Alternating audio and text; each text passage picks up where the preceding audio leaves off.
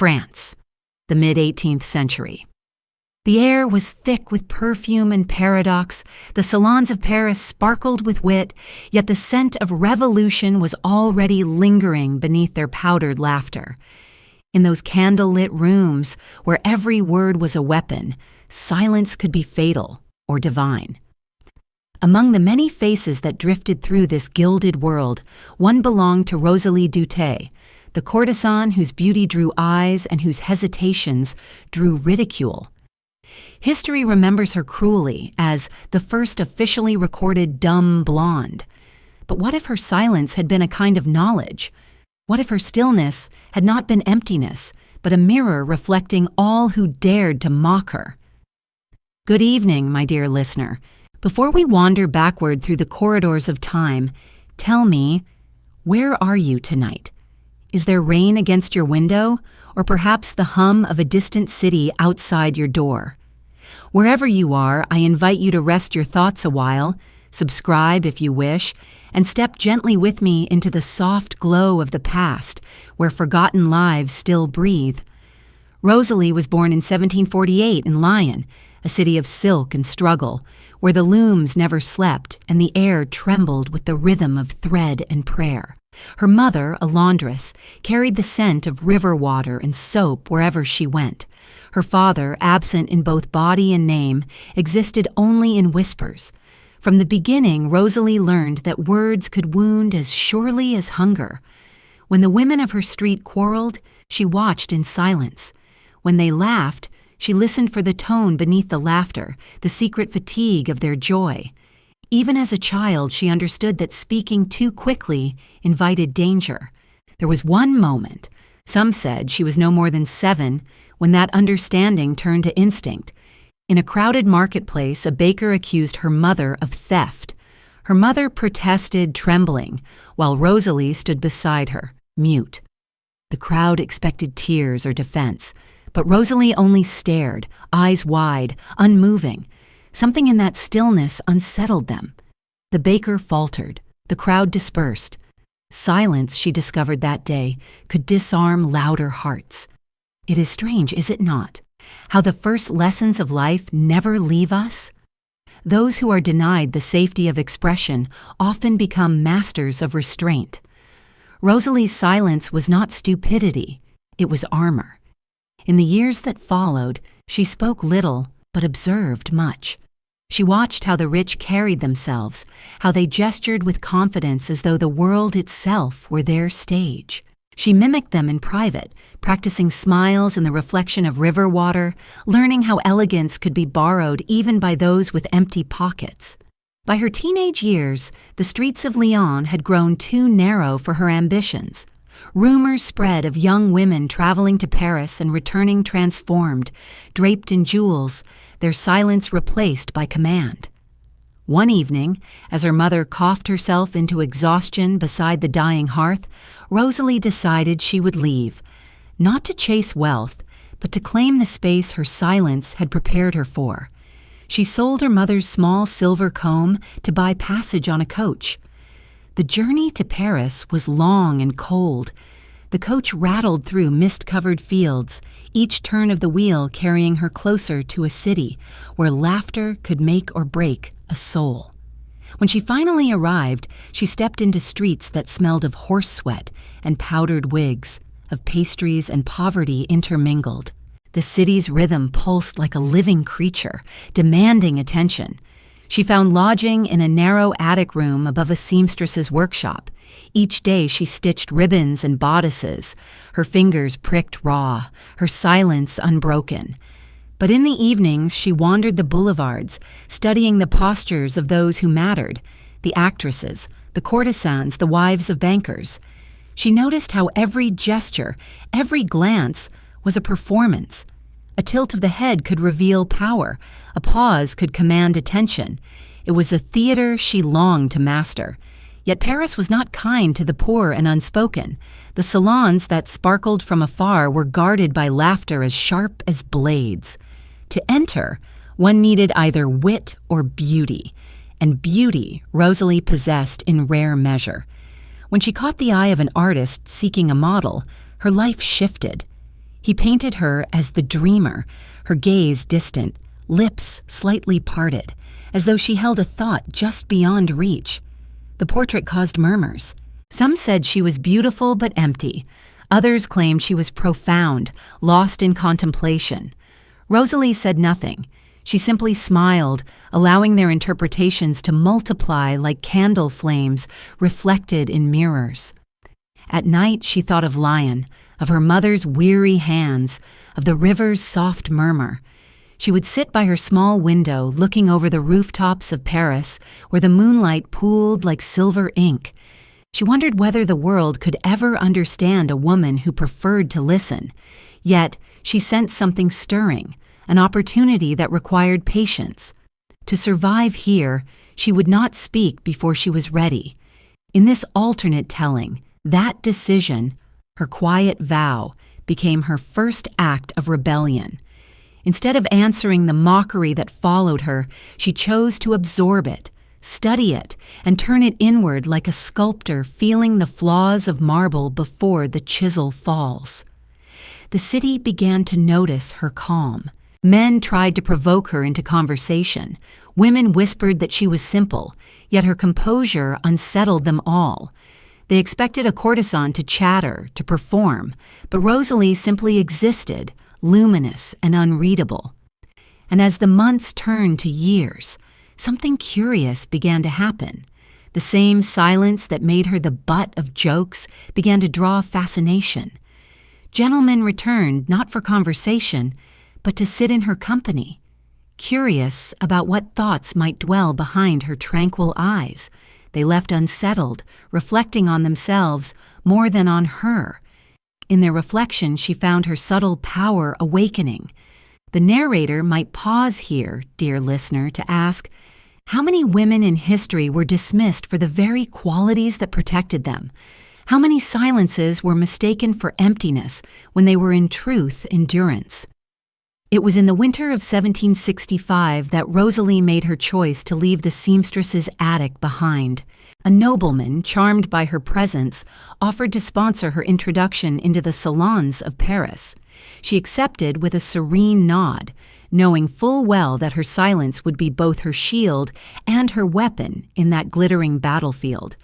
As she packed her few belongings, a ribbon, a faded portrait sketch, a worn shawl, the door to her small room creaked closed behind her. The echo lingered, soft and final. That sound, the closing of one life, the opening of another, would follow her for years to come. And so begins the story of a woman who refused to let mockery define her, who learned to wield silence as others wielded words. The child who once froze a crowd with a gaze now stepped into the heart of a world that thrived on noise. Beyond that door, dear listener, Paris awaited, shimmering, merciless, and ready to listen without knowing why. Paris in 1765 was a city performing its own legend, a stage lit by chandeliers and shadowed by debt. Beneath the powdered laughter of the aristocracy, something restless stirred, but few yet heard it. To newcomers, the city was intoxicating, cruel, and alive. When Rosalie Duthé arrived in this shimmering labyrinth, she carried little more than beauty and the memory of hunger. Yet beauty, she would soon discover, was a currency more volatile than gold. Her sponsor, the Baron de Lignières, introduced her into the drawing rooms of the fashionable, where wit was traded like coin and silence was a dangerous luxury. But Rosalie did not mistake attention for affection. She watched, always watched, the gestures, the feigned indifference, the way power disguised itself in amusement. When others laughed, she smiled faintly, as though she alone heard a melody beneath the noise. It was at her first salon, held in the mirrored chamber of Madame de Russie, that Rosalie's silence began to draw its first myths. When questioned about her hometown, she hesitated, not from confusion but calculation. Her pause stretched into an awkward beat, and a gentleman nearby chuckled. Another joined, and soon the room filled with the soft laughter of those who needed to feel clever. But Rosalie, meeting their eyes without a word, smiled slowly until the laughter faltered. The host, embarrassed, diverted the conversation, yet the moment lingered. Later that evening, a poet whispered that she possessed the serenity of marble. A noblewoman remarked that her silence was unbearable and therefore unforgettable. Thus the legend began, not as insult, but as fascination.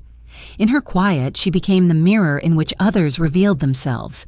Still, the city's hunger for ridicule was never sated. The caricaturists soon found her image irresistible. Little sketches circulated showing Rosalie staring dreamily into space, lips parted, thoughts implied to be absent. Yet when one of these was shown to her, she merely traced the outline with her finger and murmured, "They remember what they see." Her patron was puzzled by her calm, but Rosalie had already begun to sense that mockery, if left unanswered, could evolve into myth. To be ridiculed was to be noticed. To be noticed was to exist in history. The trick was to let ridicule ferment into curiosity. She wore each jest as if it were a jewel, and in doing so, she altered its weight. In this alternate world, Rosalie's understanding deepened quickly. She studied those who wielded influence not through force, but through the subtleties of charm and control. The actresses at the Comédie Italienne, the courtesans who swayed ambassadors, the queens who ruled through smiles, all were performers in an endless masquerade. Rosalie learned from them without imitation. Her speech, when she did choose to speak, was measured and melodic. Each word felt deliberate, like a drop of perfume carefully placed on a pulse point. And always, her pauses, those long, tranquil silences, became her signature. She began to recognize that silence itself was an art, an invitation to projection. Those who mocked her were unknowingly painting themselves upon her quiet surface. By 1766, she had grown more deliberate in her transformation. Under the tutelage of a painter friend, she practiced expression as a language. The angle of the head to suggest attentiveness, the flutter of lashes to imply thought, the faint smile that could be read as innocence or irony. She became, in the painter's words, a living tableau. Patrons began requesting her presence not for conversation, but for inspiration. Some said she embodied the age of feeling itself, beauty touched by melancholy, untouched by intellect. Rosalie allowed the legend to grow unchecked. Within, she was not amused, but patient, for she had discovered that influence need not shout to be heard. It could move like perfume through a room, invisible yet inescapable. As her renown spread, so did her opportunities. The Baron de Lignières introduced her to an actress who offered to teach her declamation, but Rosalie declined with a smile. "They already listen too closely," she said softly. Her refusal startled the woman, who later repeated it as evidence of peculiar wisdom. Soon imitators appeared, young women affecting languid pauses, wide eyes, dreamy looks. The very manner once mocked now became fashionable. Rosalie, observing them, felt no triumph, only a quiet confirmation that patience was her truest ally. She had turned ridicule into influence, simply by allowing others to misunderstand her long enough. It was during this period that she first visited the theater regularly. The stage fascinated her, not for the dialogue, but for the rhythm of presence and absence. She began to sense how audiences breathed together, how a moment's pause before a line could command an entire room. She understood that silence, when framed correctly, became a kind of speech that every listener completed differently. She often left before the curtain fell, slipping through the crowd unnoticed, the echo of applause fading behind her like a receding tide. On those nights, walking home through the dim gaslight, she would think of her childhood in Lyon, of the marketplace and her mother's trembling hands. She wondered if the silence that once protected her had become her prison or her freedom. In this world where she had learned to harness stillness, her ascent continued with inevitability. The Paris of 1767 welcomed her as one of its curiosities, the beautiful fool who perhaps was not a fool at all. Writers began including her name in their satires. Portraitists competed to capture her elusive serenity.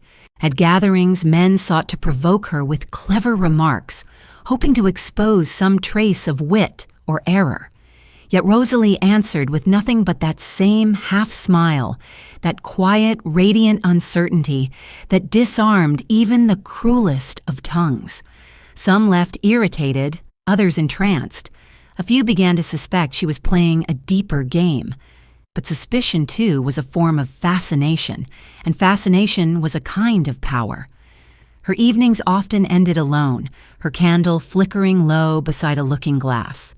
There, in her small apartment, she would practice silence not as a void, but as meditation. She listened to the ticking of the clock, to the murmurs of the city below, to the quiet pulse of her own thoughts. The mockery that once echoed in her mind softened with time.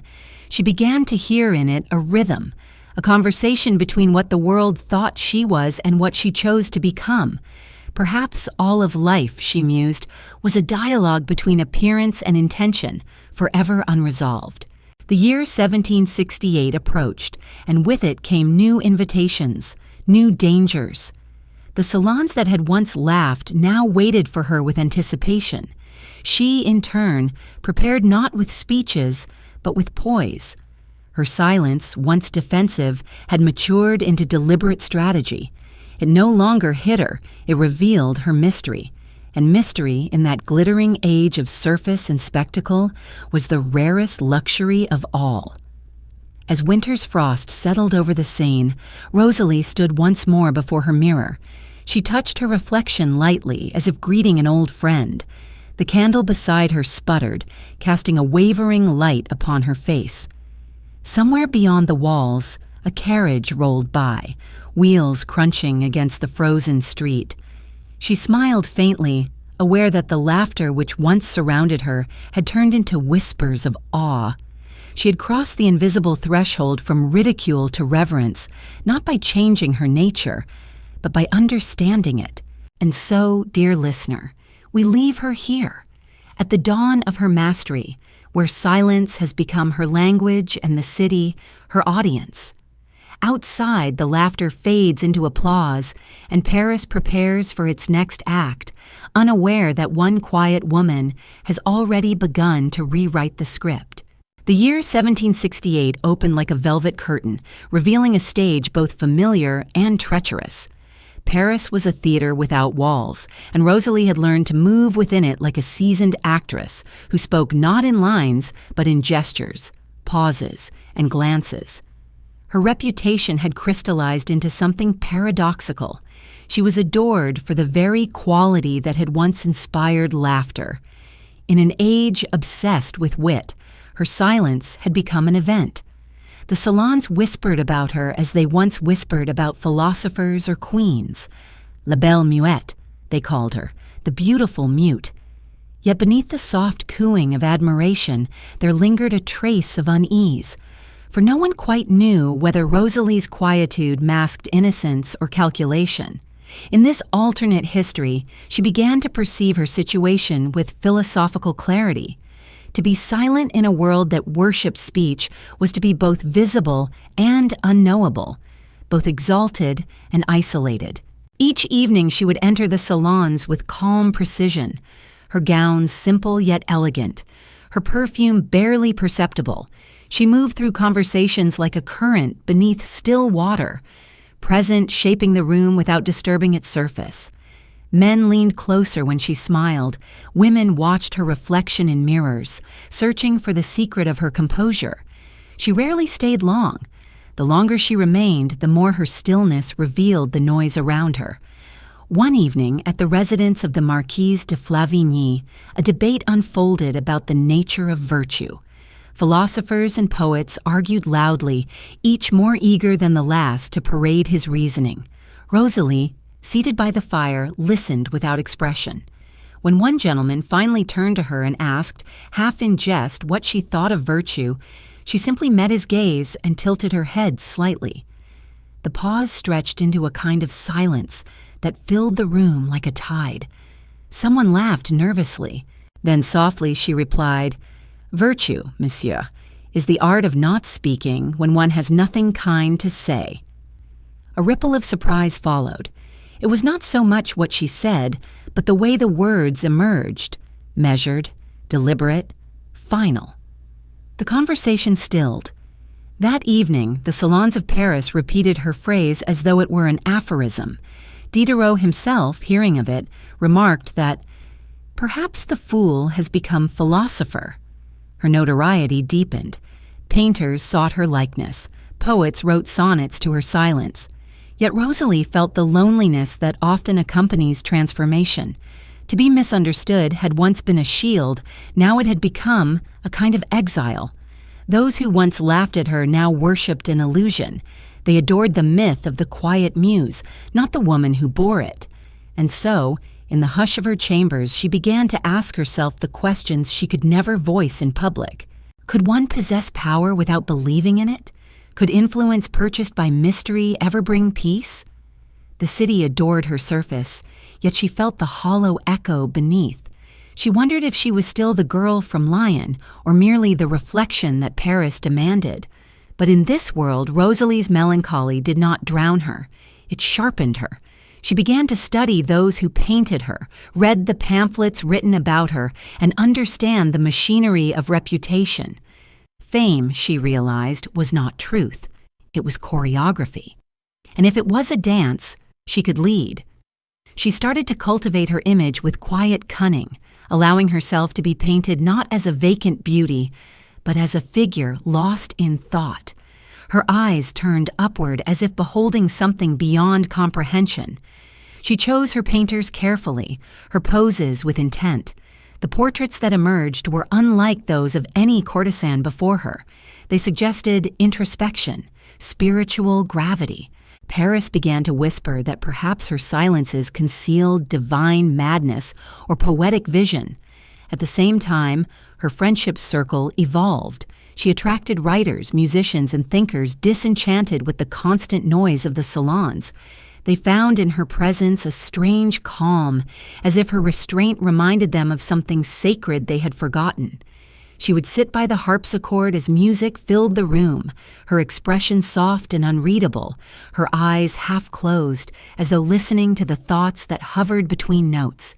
People began to lower their voices in her presence, unconsciously matching her stillness. Even those who doubted her intellect found themselves gentler around her, as if silence demanded civility. Yet beneath her tranquil exterior, Rosalie remained wary. She had seen too many women rise through fascination only to be crushed by gossip. She knew the delicate balance between intrigue and ruin. One false word, one lover's betrayal, and her mystery could collapse into ridicule once more. She guarded herself not only from speech, but from intimacy. Men adored her distance, but none understood the fear that sustained it. She could not afford love. It required honesty, and honesty could shatter the illusion that fed her survival. In the privacy of night, she would sometimes trace the air with her hand, as though writing words she dared not speak. The loneliness of restraint became her silent companion. Still, her power grew. By 1768, her portrait hung in the salons of the Comédie Italienne, and Carmontel himself, master of conversation portraits, requested to sketch her. The session lasted hours. Carmontel asked her to speak, to smile, to turn her head. She did neither. She simply looked at him, eyes serene, breath slow, until he grew uncomfortable and broke the silence himself. Later, when the portrait was unveiled, the city gasped. It captured her not as an object of desire, but as an emblem of quiet authority. She seemed to watch the viewer rather than be watched. The mockery of earlier years dissolved into awe. At the unveiling, a playwright whispered to a companion, "She has turned stupidity into art." The phrase circulated across Paris, but Rosalie, upon hearing it, merely smiled. For she knew that art, like silence, was born not from imitation but from endurance. She understood now that her every hesitation, every deliberate pause, had been a performance more profound than any stage could contain. And perhaps she thought. This was what women had been denied for so long, the right to shape their image rather than be shaped by it.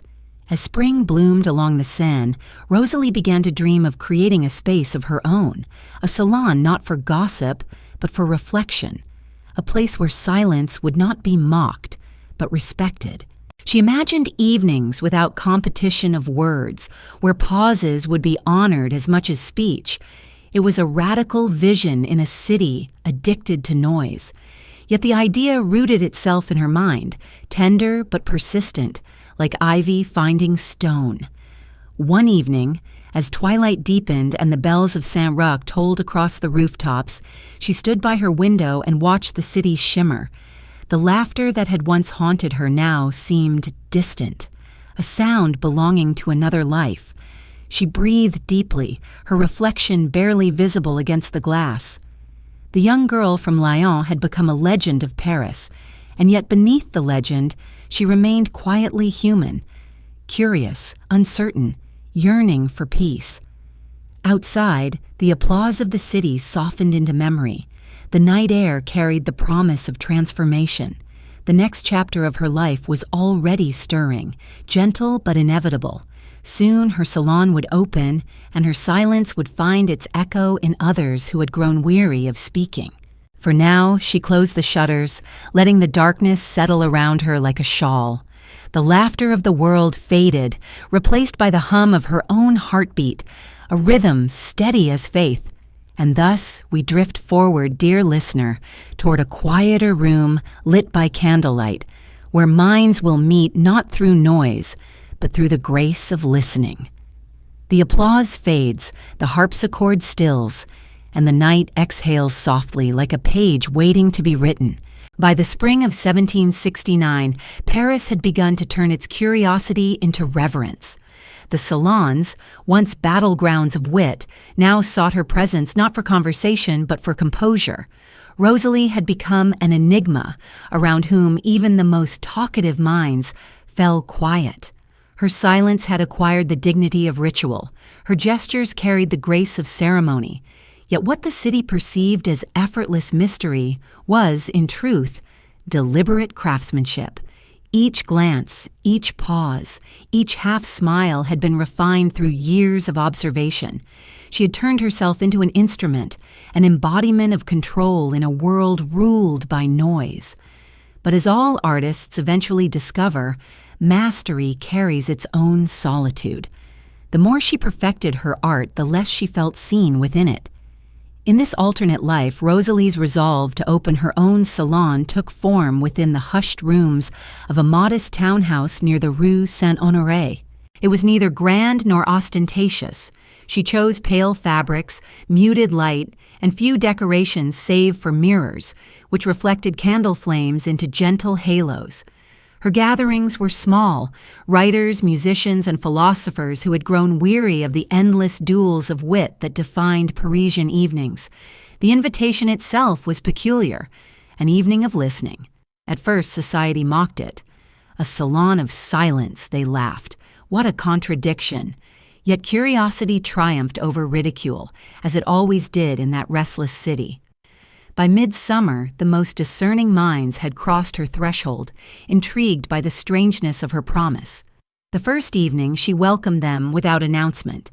Music played softly in the background, a harpsichord, a flute, a melody as delicate as breath.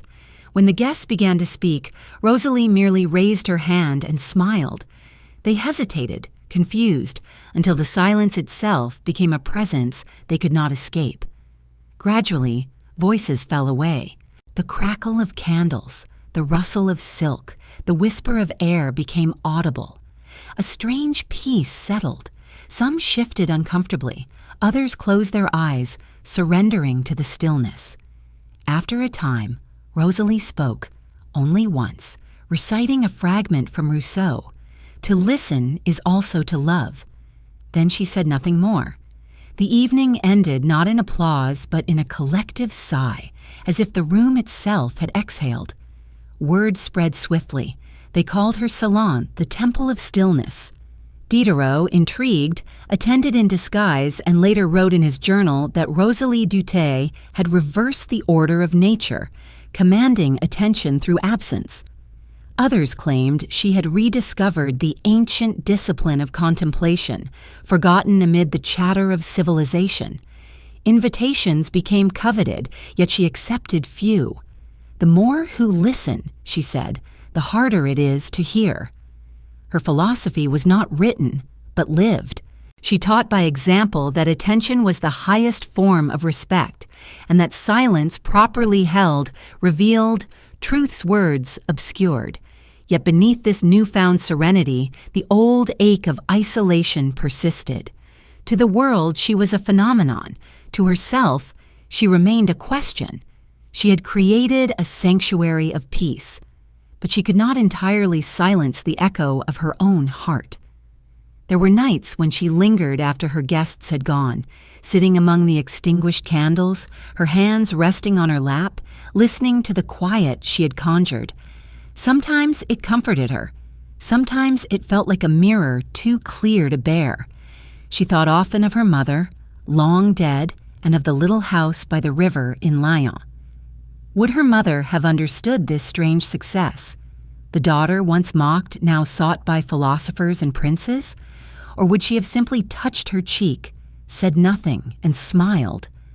Paris, for all its elegance, was still a city of watchful eyes. Those who had once mocked her now sought to claim her as a symbol. The libertines admired her restraint as the ultimate seduction. The moralists praised her as proof that modesty could be alluring. She belonged to everyone and to no one. When a pamphlet titled The Virtue of Silence appeared, attributing its anonymous aphorisms to her, she neither confirmed nor denied authorship. The lines, written by an admirer, captured something close to her truth. Speech is a blade that cuts both speaker and listener. Silence, when mastered, wounds neither. The pamphlet sold widely, and Rosalie's fame deepened into legend. Still, the city that adored her quiet could not resist testing it. One evening, at a gathering hosted by the Comtesse de Lavoisier, a well-known wit attempted to provoke her. "Tell us, Mademoiselle Duthé," he said loudly, "how does one sustain so much beauty with so little thought?" Laughter rippled through the room, but faded quickly when Rosalie turned to him, her expression serene. She let the silence bloom, not hurriedly, but like the unfolding of a slow flower. The air itself seemed to tremble.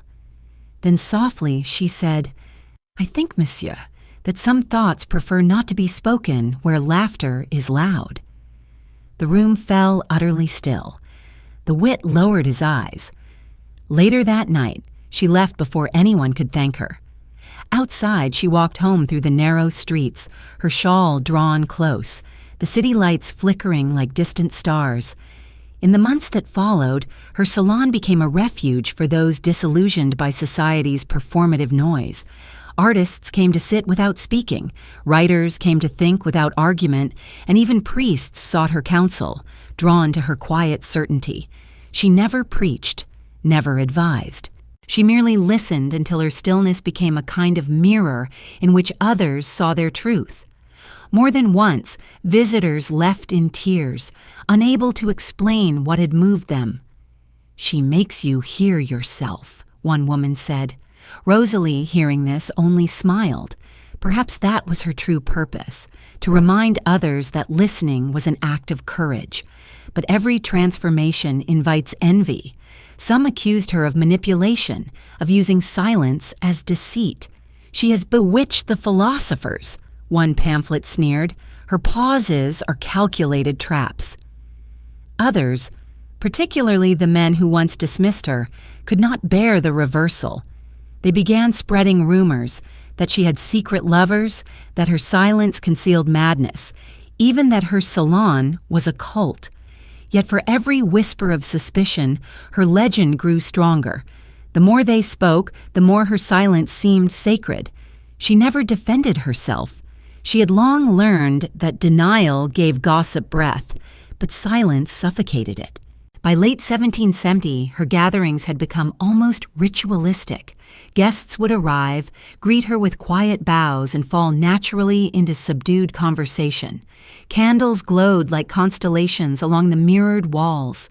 When Rosalie entered, voices softened, as if in deference to something greater than propriety. A shared understanding that words could no longer bear what they wished to express. Evenings would end with her soft nod, a gesture as final as benediction. Some claimed that after leaving her salon, they heard the world differently. The rustle of trees, the hush before dawn, the spaces between sounds. Rosalie had taught them to hear again. And yet, dear listener, every sanctuary holds the seed of its undoing. In teaching others to revere silence, she risked being consumed by it herself. The city had made her its emblem, but it no longer saw the woman beneath the myth. She felt her identity dissolving into legend, her humanity fading behind the reverence of others. The applause of quiet hearts could be as deafening as ridicule. On sleepless nights, she would look into her mirror and whisper, "Am I still real?" The reflection gave no answer, only the same stillness she had once wielded as power. Outside, the wind carried the faint murmur of distant laughter from other salons, those where speech still ruled, where wit still triumphed over reflection. Rosalie closed her eyes, neither envious nor regretful. She had chosen her path, and the world had followed. But she sensed change approaching, subtle yet inevitable. Her silence had reached its zenith. Soon it would meet its test. For fame, like beauty, is a fragile mirror. One crack, and all the reflections shift.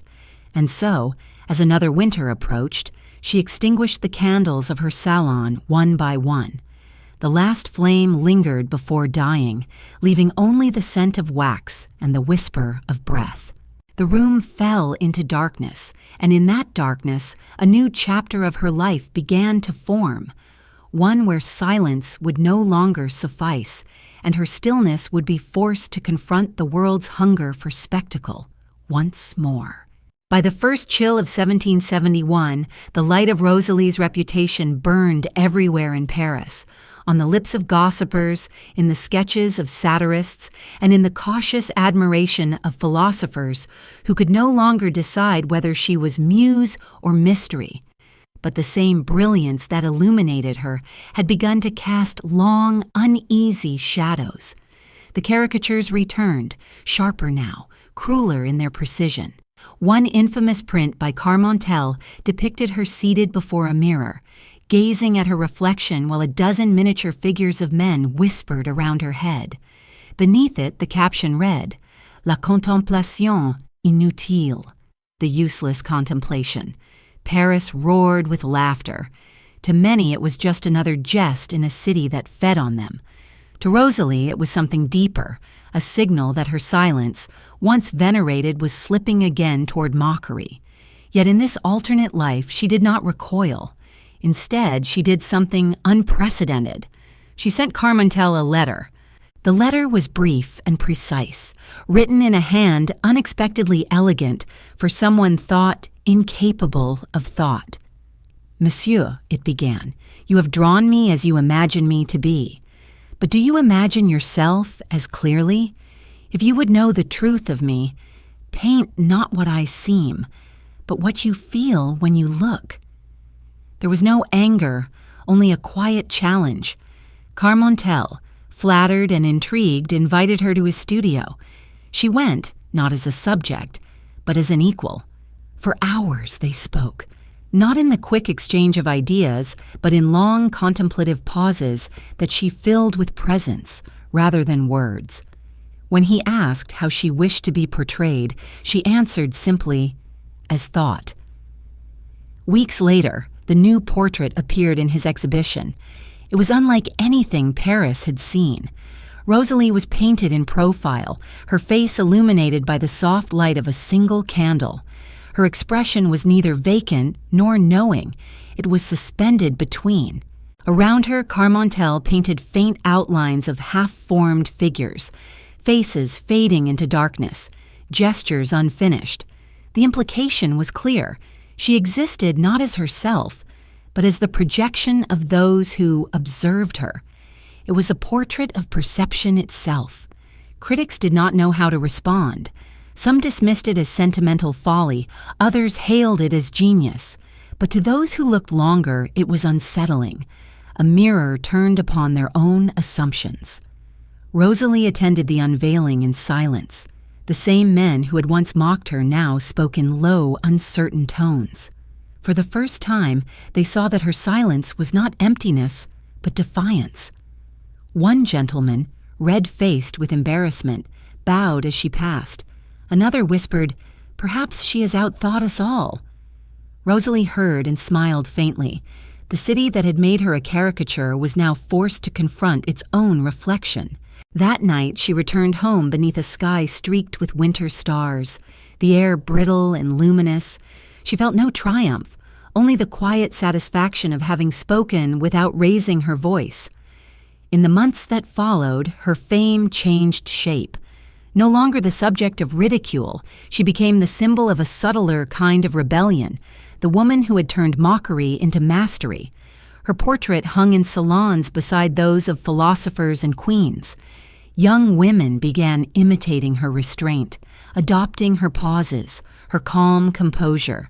The phrase faire la duthe entered fashionable speech, meaning to withhold one's thoughts until others revealed theirs. In her stillness, she had taught an age intoxicated with reason how to listen again. Yet even as admiration surrounded her, a deeper melancholy grew. Fame, she knew now, was a mirror with no warmth. Those who gazed upon her saw only their own desires reflected back.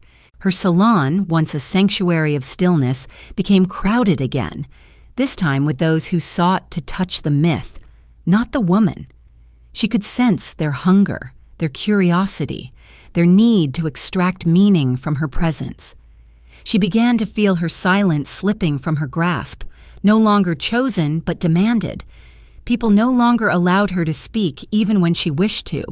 The image had devoured its maker. It was around this time that she began to confide in a young philosopher, Etienne Valcourt, a gentle man of modest reputation who attended her gatherings in the corner, writing quietly while others performed their self-importance. He alone treated her with unforced attention. One evening, when the room was nearly empty, he approached her and said, "They listen to you because you do not speak, but who listens to you when you wish to be heard?" The question startled her. For the first time in years, she felt words rising within her like the breaking of a dam. She answered honestly, "No one. I have become the echo of their noise." That conversation marked the beginning of an unlikely friendship, one founded not on admiration but on recognition. Etienne visited often, bringing books rather than flowers, questions rather than flattery. He spoke to her as if she were a mind, not a symbol. Together they discussed the nature of perception, the difference between virtue and performance, and the cruelty of history's simplifications. In his company, she rediscovered the pleasure of language, the forgotten cadence of conversation untainted by judgment. Their companionship grew, quiet and profound, like a shared breath in the midst of chaos. Paris, however, noticed everything. Rumors soon spread that the philosopher had fallen under her spell. Some accused him of exploiting her fame, others of corrupting her innocence. Both were wrong, but the city thrived on such distortions. Carmontel's second portrait of her appeared that winter, Rosalie with a book in her lap, her gaze lowered, her expression thoughtful. Beneath it, a subtle inscription, "She reads." It was a provocation. The public gasped. The idea that Rosalie Duthé could read, that she might think, was too radical for many to accept. Pamphleteers mocked the notion, but secretly society was fascinated. Could it be true? Had the woman they once called empty mastered the most forbidden power of all, knowledge? Invitations to her salon multiplied. Philosophers and politicians came, feigning curiosity but craving revelation. And she, sensing that her myth was mutating once more, welcomed them with the same poised silence that had begun it all. But something in her had changed. The girl who once used stillness as defense now wielded it with weary wisdom. The applause of her admirers, the envy of rivals, the whispers of skeptics, all of it merged into a low hum that barely reached her anymore. What mattered now were the moments between, the candlelight flickering across Etienne's notes, the murmur of pages turning, the serenity of a city briefly asleep. In the reflection of her window, she sometimes saw herself not as Paris saw her, but as she truly was, a woman who had learned to translate pain into composure, fear into elegance, mockery into power. And yet, dear listener, even the most carefully built persona trembles when touched by sincerity. The time was approaching when Rosalie would have to choose between her myth and her truth. The city adored the former, but her soul began to crave the latter. Outside, the carriages clattered over frozen cobblestones. Within, a candle sputtered beside her open journal. She wrote a single line before extinguishing the flame. "If I must remain their silence, let it at least be my own." The door of the salon closed behind her as she stepped into the icy night, her shawl drawn tight against the wind. The streets were hushed, the lamps dim, the air heavy with unspoken things. Somewhere in the distance, a bell tolled midnight, its echo fading into the dark. The portrait of her still hung in Carmontel's studio, serene and watchful, a reminder that silence, like beauty, can reveal truth only to those who dare to look long enough. And so she walked on, her footsteps muffled against the snow, the laughter of the city fading behind her like a dream she had already outgrown. The winter of 1772 yielded to a soft and hesitant spring, one of those Parisian seasons where the air itself seemed uncertain, unsure whether to awaken or to rest. Rosalie's salon continued, but its atmosphere had shifted. The silence that had once been luminous was now touched by gravity. There were still evenings filled with the warm glow of candles and the murmur of gratitude from those who found peace in her company. Yet Rosalie herself had begun to retreat inward. The fame that once fed her purpose had begun to consume it. The pamphlets, the portraits, the endless fascination, each new echo of her myth distanced her further from herself. She was admired, adored, dissected, and yet entirely unseen. Her friendship with Etienne Valcourt had awakened a tenderness she had long suppressed, and with it a dangerous yearning, to be known not as an emblem, but as a woman of thought and feeling. Etienne visited her often that spring, carrying news from the philosophical circles she now avoided. They would sit by the window, the soft light of dusk spilling across the room, and talk about everything the salons refused to consider, about loneliness, about the false theater of reason, about how silence can both heal and wound.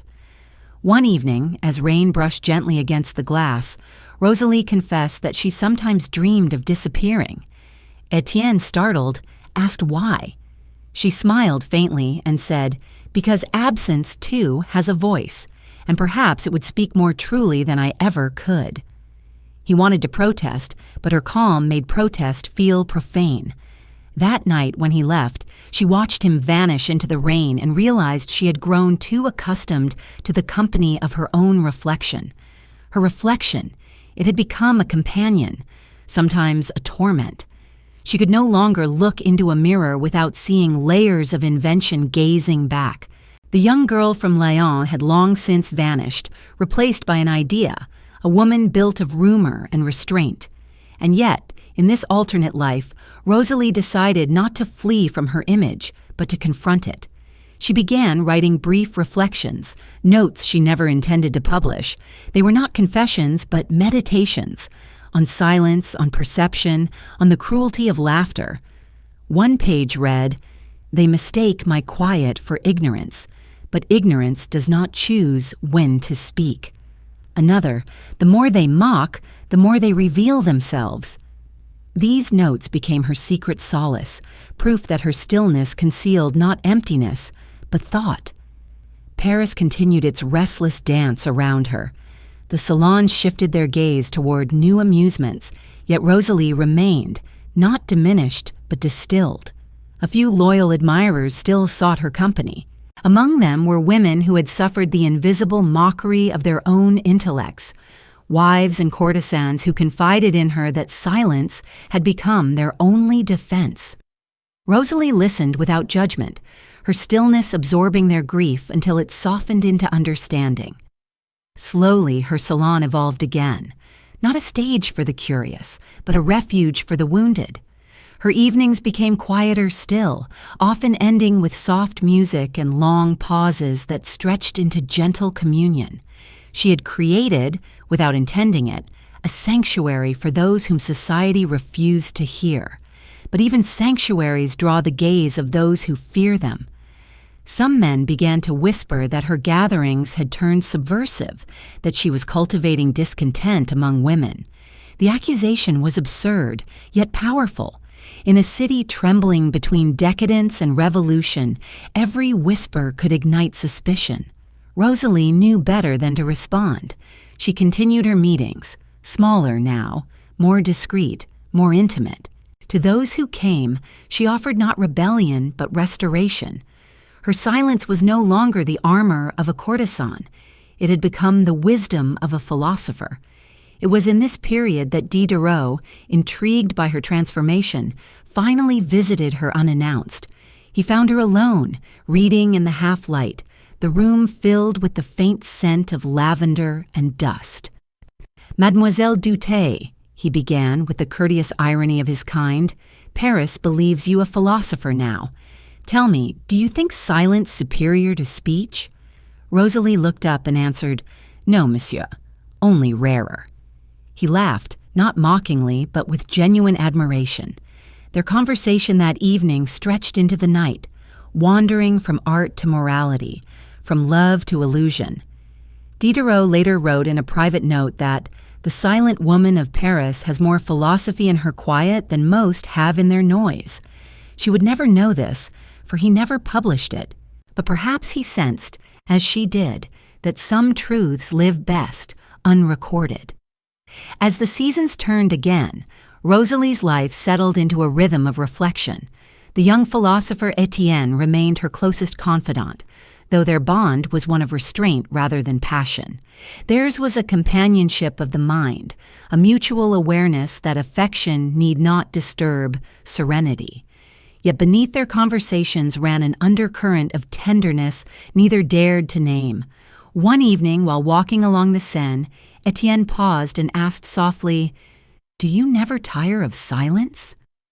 Rosalie's reply was almost a whisper, "Every day, but it is the only voice that will not betray me."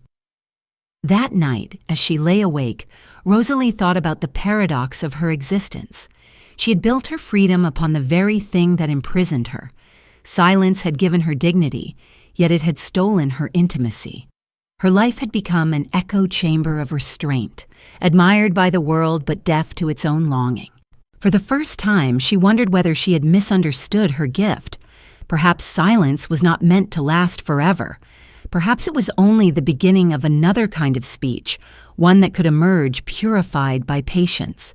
She resolved then to write more deliberately, not for herself, but for those who might one day mistake quiet for ignorance as she had once been mistaken. Her reflections deepened into essays, small treatises on perception, modest in tone, but radiant in insight. She wrote by candlelight, each sentence a whisper against centuries of dismissal.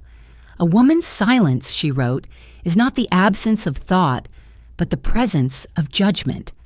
She hid these pages in a lacquered box, uncertain whether they were meant for the world or merely for time. Outside, the streets of Paris pulsed with new energy. Whispers of political unrest mingled with the perfume of early summer. The aristocracy still danced, but beneath the music was a tremor, faint yet unmistakable. Rosalie felt it even in her salon, the unease, the quiet desperation behind polite conversation. The same world that had once mocked her now stood on the brink of mocking itself. Perhaps it was inevitable, she thought, that laughter should precede collapse. As dawn broke one morning, pale and cold, she stood by her window watching the city awaken. The rooftops glistened with dew, and in the distance, church bells announced the hour. She felt no fear, only a strange calm. Her own transformation seemed to mirror that of France itself, an awakening born not of noise, but of realization. She whispered to herself, perhaps even silence must one day speak. Her reflection in the glass looked back, faint and soft, the same face that had been painted, mocked, adored, misunderstood. She touched it lightly with her fingertips, as if blessing it farewell. Somewhere behind her, the last candle of the night guttered out, sending a small ribbon of smoke upward. And in that gentle trail of gray, it seemed, the entire story of her life, its quiet endurance, its hidden fire, rose and vanished into air. Thus the chapter closed, not with applause, but with stillness. The silence she had once used as armor had become something purer, almost sacred, the echo of understanding itself. And Paris, ever restless, prepared to move on, unaware that one woman's restraint had already reshaped its soul in ways it would not comprehend until long after her voice was gone. The summer of 1775 descended upon Paris with the languid heat of a city pretending not to tremble. The perfume of lilac and dust mingled with the murmurs of a population that had begun, quietly, to question its own illusions.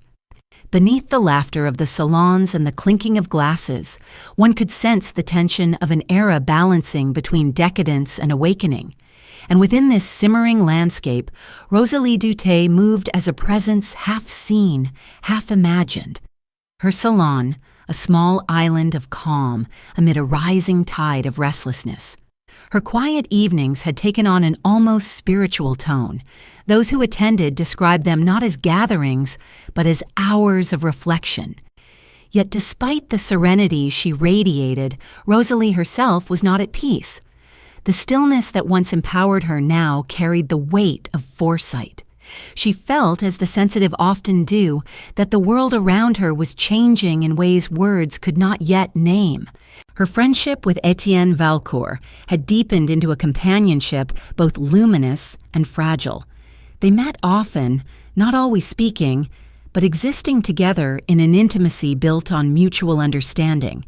It was Etienne who first dared to suggest that her reflections, those quiet essays written for no one, might belong to posterity. He argued that her philosophy, distilled in silence and gentleness, might outlive the noise of her reputation. "You have taught Paris to listen," he said one evening as they walked along the Quai Voltaire. "Perhaps it is time to let her read as well." But Rosalie, ever wary of exposure, smiled sadly and shook her head. "The world only hears what flatters it," she said softly. "If it reads me, it will not forgive me." Yet something in her began to stir. The notion that her silence could be translated into words without losing its purity tempted her. She began to write more frequently, refining her thoughts with the same restraint she had once used to shape her gestures. Her manuscripts were delicate, meditations on modesty, perception, and the art of presence. Each sentence unfolded like a sigh, measured and luminous. She wrote, "There is a kind of power in stillness which speech too often ruins. To be silent is to be sovereign for a moment over the vanity of the world." These writings, though never intended for publication, would later pass through many hands, influencing circles she would never meet. But in this moment they remained her secret, the invisible counterpart to the image Paris had created of her. By the middle of that year, Rosalie's salon had become a haven for thinkers who sought reprieve from the shrill competitions of intellect. Among her guests were minor philosophers, disillusioned artists, and even a few young nobles quietly shedding their frivolity. They came not for spectacle, but for repose, drawn by the peculiar tranquility she exuded. On one memorable evening, a visitor recited lines from Rousseau, lamenting the loss of innocence in an age of artifice. Rosalie listened, her expression soft, and when he finished, she said, "Perhaps innocence is not lost. It merely speaks more softly than we do." The room fell silent. Even the candles seemed to waver in agreement. Her influence, though quiet, began to ripple outward. A rumor spread that foreign dignitaries had requested introductions to her, that her counsel, though rarely given, had softened the decisions of men in power. Whether true or not, it pleased the salons to imagine her as a silent oracle, the still heart of a city addicted to noise. She accepted the myth with the same composure she had always shown. If they needed a mirror of serenity, she would reflect it back to them. But privately, she found herself haunted by the awareness that her image now belonged to everyone but her. In this alternate life, it was Etienne who gave her courage to reclaim her voice, not through speech, but through authorship. One afternoon, as they sat together beneath the chestnut trees of the Palais Royal, he presented her with a small printed pamphlet, a collection of anonymous reflections titled Les Méditations d'une femme silencieuse. It was her writing, transcribed from the notes she had allowed him to read, printed without attribution. Rosalie froze. "You have betrayed me," she said, her voice low, trembling not with anger but disbelief. Etienne met her gaze calmly. "I have freed you," he replied. "Your silence was never meant to be imprisonment." The pamphlet spread quickly through Paris. No one knew who had written it, though whispers inevitably turned toward Rosalie. Some dismissed it as forgery, others as the work of a secret admirer. But those who read it without prejudice felt its truth, a serenity, both feminine and formidable. The words, one critic wrote, feel as though they have been spoken by someone who has lived long among mirrors and finally dared to look past them. Though Rosalie publicly denied involvement, she could not stop the tide. Her words, once hidden in drawers, now moved through the world, gentle as breath, yet impossible to silence. At first she was furious with Etienne, yet as days passed, her anger gave way to reluctant gratitude. Perhaps he had seen more clearly than she. Perhaps it was time her silence took shape beyond her body. When they met again, weeks later, she did not reproach him. Instead, she said softly, "You have given me a voice I cannot deny, but you have also taken away my peace." He smiled sadly. "Peace, Rosalie, is only another form of silence, and you have taught us that silence, too, must sometimes speak." Their friendship deepened into tenderness, though neither named it love. It existed in the spaces between words, in shared glances, in the brief touch of hands as a candle was passed, in the comfort of two solitudes that had finally found recognition. Paris speculated endlessly about their connection, but gossip could not reach the quiet truth of it. What bound them was not romance, but understanding. Both had learned that the greatest intimacy often lies in restraint. As summer waned, the air grew heavy with rumors of famine and unrest. The city's laughter had acquired an edge of desperation. Rosalie, ever attuned to undercurrents, sensed the shift. "They will soon tire of grace," she said to Etienne one evening. "The world is preparing to love anger instead." He looked at her, unable to argue. For all her gentleness, she had the instincts of a prophet. The age of reason was fraying, its silks were beginning to tear, and yet, amid the rising unease, her salon remained a sanctuary. People came to her as they might to a chapel, seeking in her composure the illusion of permanence. She would receive them with quiet kindness, offering tea, a smile, a silence that soothed. Some evenings ended in tears, others in laughter subdued to whispers. The power she held now was not born of beauty or intrigue, but of empathy, that rarest of strengths which neither fame nor intellect could counterfeit. In the final days of summer, Etienne left for Geneva, called by family duty. Before he departed, he pressed her hand and said, "If they ever forget you, remember this.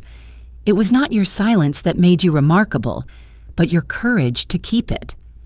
When he was gone, she stood for a long time by the open window, watching the fading light settle over the city. The bells of Notre Dame tolled the evening hour. She whispered into the dusk, "Then let courage be quiet." And so she remained, serene yet altered, as the year drew to its close. Paris had changed, though it did not yet know it. The laughter had grown brittle, the mirrors dustier, the masks more fragile. Rosalie, too, had changed. She had spoken through words unclaimed, loved without possession, and turned her own myth into meditation.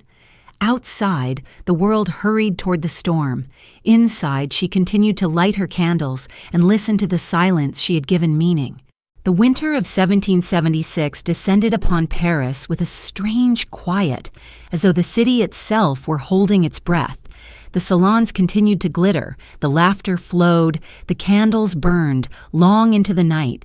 Yet beneath the gaiety there was unease, a kind of fragile disbelief that such refinement could last forever. The poor were growing restless. Pamphlets whispered of reform, liberty, and conscience. But in the mirrored rooms of the privileged, the talk was still of art and poetry, as if beauty could shield them from the tide of history. Rosalie Duthé felt this shift as one feels the change in air before a storm, something invisible yet certain, stirring through every conversation, every sigh, every unspoken fear. Her salon had become quieter still, more intimate, as if those who entered knew instinctively that words were losing their power in a world preparing to be reborn. It was during these uncertain years that Rosalie's influence deepened, in ways even she had not intended. The pamphlet Les Méditations d'une femme silencieuse had already circulated widely, reprinted in Geneva and London, translated even into Italian. Though she still refused to acknowledge it, everyone knew the words were hers. Young women began quoting her lines at gatherings, sometimes timidly, sometimes with quiet defiance. "To listen is an act of freedom," they repeated, "for it allows no one to command your thoughts." The irony was rich. The woman once mocked for her supposed emptiness had become a voice of independence. Some claimed she was the first philosopher of feminine silence. Others called her a saint of composure. Rosalie herself found both labels absurd, but she accepted them with her characteristic poise. "Let them call me what they must," she murmured to Etienne in one of their letters, "so long as they learn to hear themselves." Etienne's absence weighed upon her. His letters arrived irregularly from Geneva, filled with reflections on politics and the shifting philosophies of Europe. "The world is waking," he wrote, "but I fear it will wake in anger." Rosalie responded not with theories, but with images. She wrote of the Seine at dawn, of the stillness before bells rang, of faces in the crowd that seemed to carry entire histories behind their silence. Her words, though few, moved him deeply. Their correspondence became a dialogue between intellect and intuition, between reason's clarity and contemplation's grace. Through those letters, they sustained a friendship that was neither courtship nor distance, but something purer, a shared recognition that thought itself could be an act of affection. In his absence, Rosalie's salon evolved again. The guests were fewer, but their conversations grew more profound. Writers came to read her thoughts aloud, treating her anonymous essays as scripture for an age, losing faith in certainty. The gatherings often began with music, soft, unhurried, and ended in silence, each guest departing as if stepping out of a dream. One evening, a young painter told her, "You are teaching us all how to see again." She smiled, knowing that seeing had never been the problem. It was looking without reflection that blinded people. Outside her circle, however, the world was changing faster than reflection could keep pace. The American colonies had declared their independence. Pamphlets in Paris praised this as a triumph of liberty. Rosalie observed the excitement with quiet apprehension. She understood, better than most, that every revolution begins with a word and ends with a wound. "They will trade one kind of noise for another," she said to a friend, "and silence, once again, will be lost in the shouting."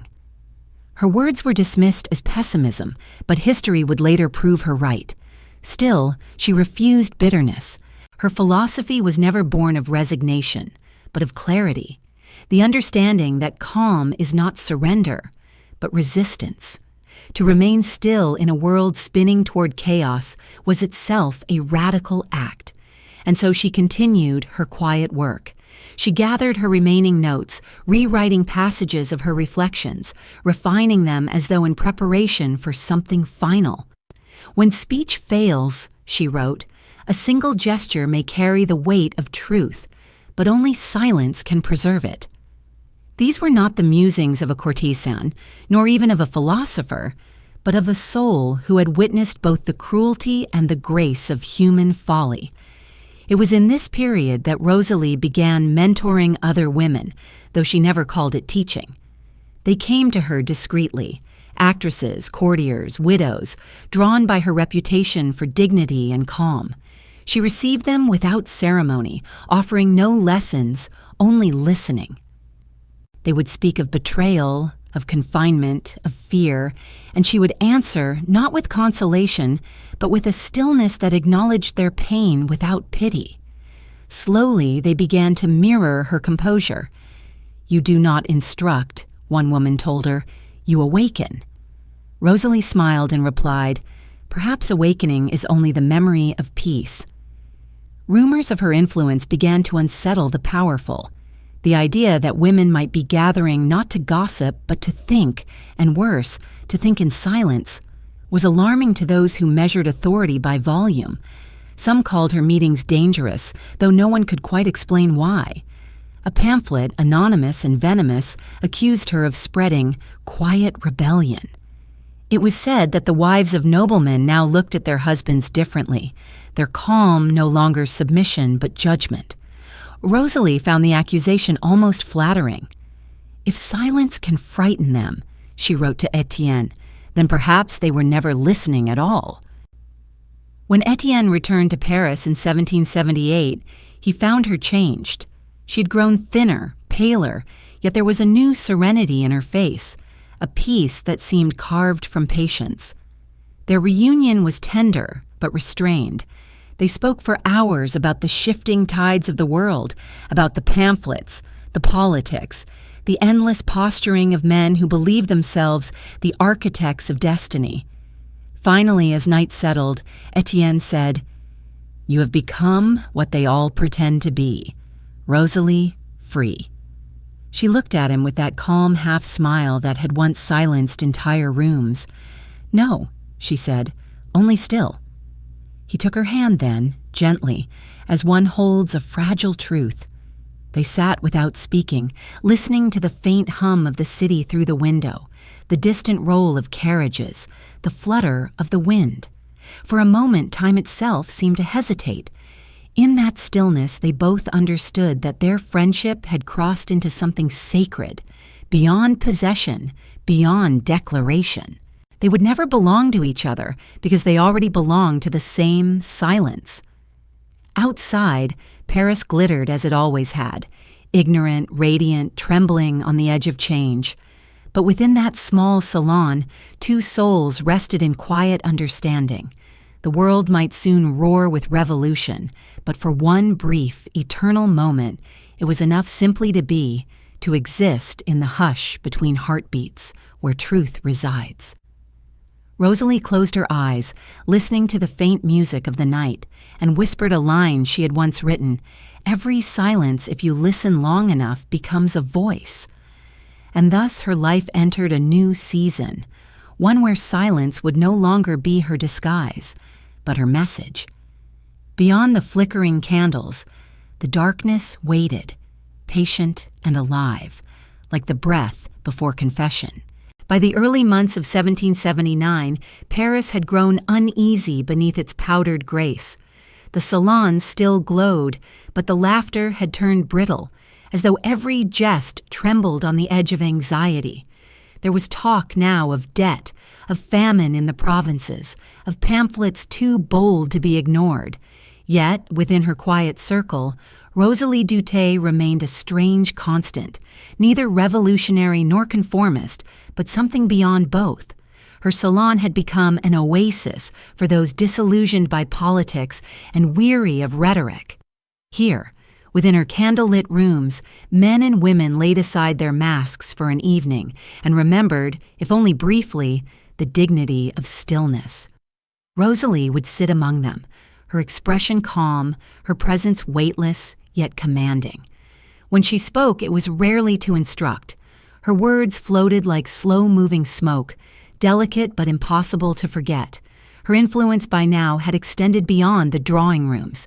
Young artists whispered her name with reverence, claiming that she embodied the new aesthetic of restraint, a rebellion against the excesses of Rococo frivolity. Poets compared her to a marble statue that had somehow learned compassion. Others, more cynical, called her the priestess of pause, half in mockery, half in awe. Yet all agreed that to spend an evening in her company was to leave changed, gentler, more aware of one's own noise. What she had created without intention was a school of demeanor, a quiet philosophy in motion. In a world rushing toward upheaval, her poise seemed prophetic, as though she already knew that the future would demand something steadier than brilliance, endurance, perhaps, or grace.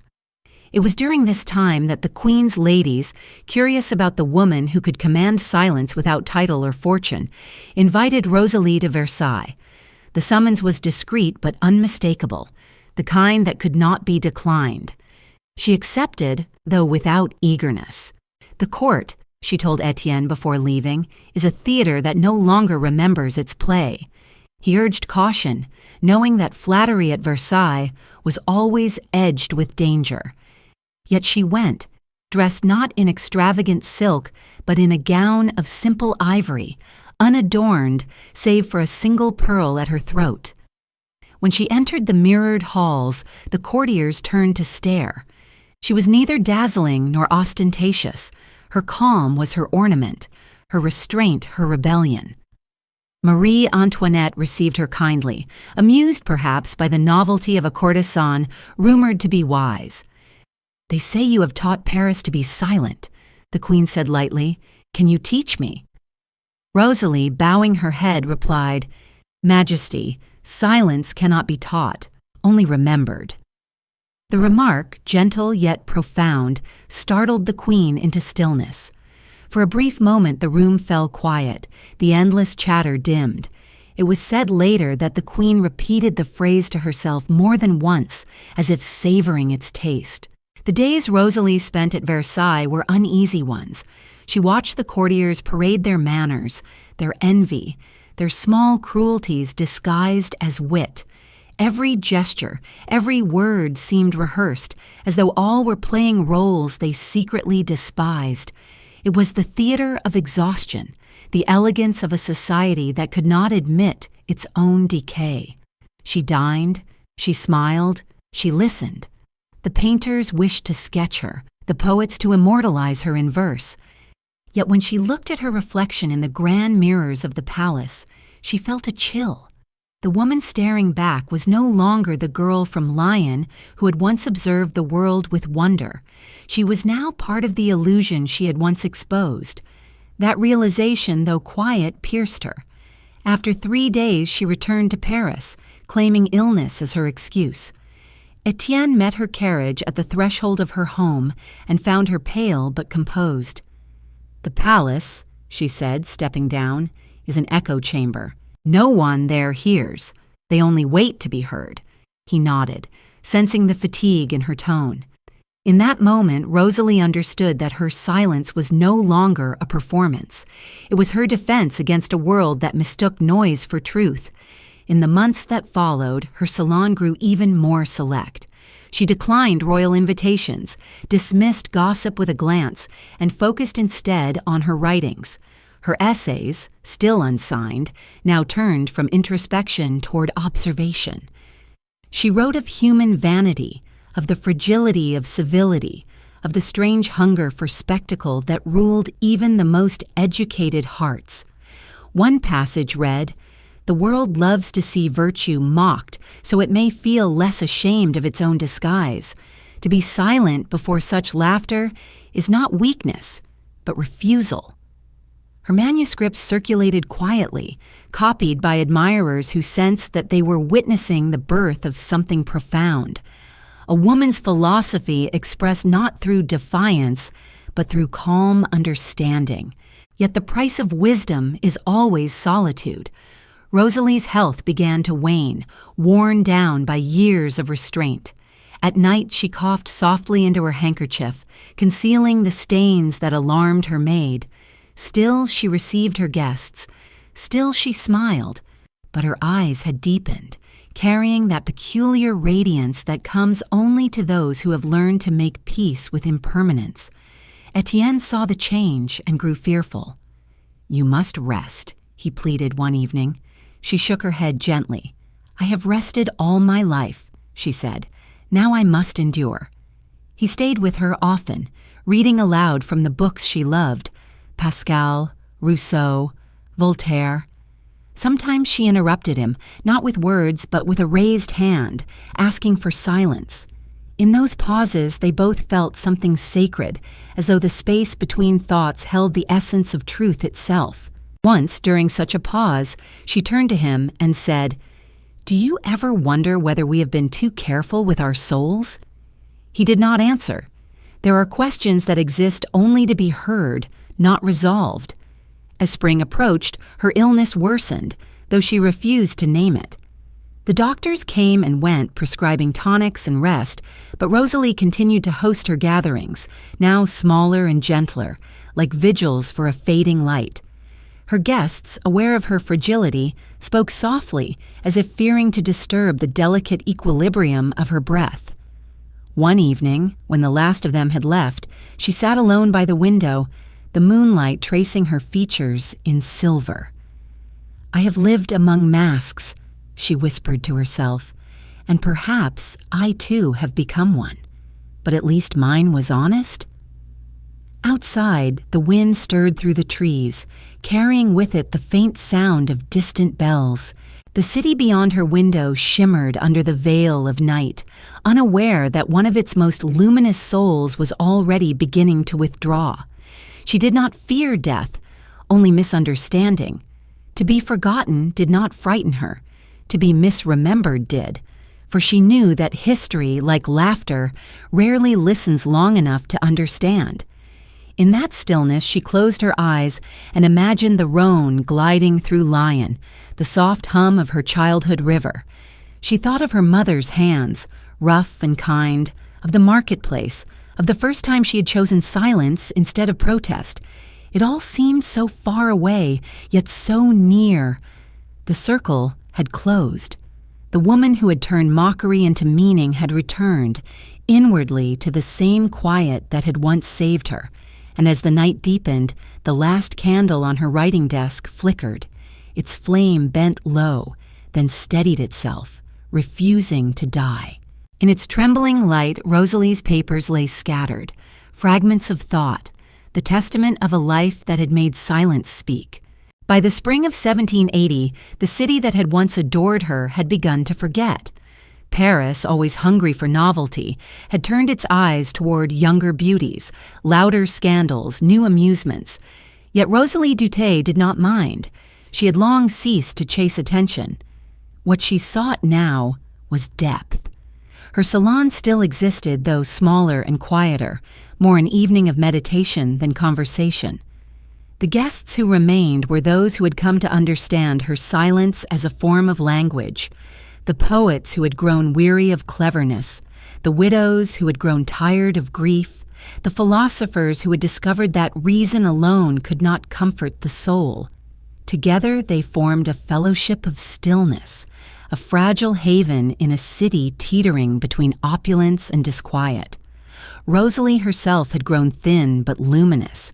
Illness had made her more transparent, as though the light she had once contained was now gently escaping her. She spoke less than ever, not from weakness, but from wisdom. Even her silences had changed. They no longer carried the sharpness of defiance, but the tenderness of acceptance. She had learned that true strength lay not in being understood, but in remaining undiminished even when misunderstood. "They will not know me," she once said to Etienne, "and that, perhaps, is my freedom." Etienne, ever faithful, remained her constant companion. His affection, though quiet, deepened with every passing season. They met almost daily, either in her salon or walking along the Seine when her health permitted. Their conversations had become less about ideas and more about the small mysteries of existence, the way dusk fell upon the rooftops, the melancholy beauty of distant laughter, the fleeting warmth of a candle's flame. They spoke not to convince, but to share the comfort of perception itself.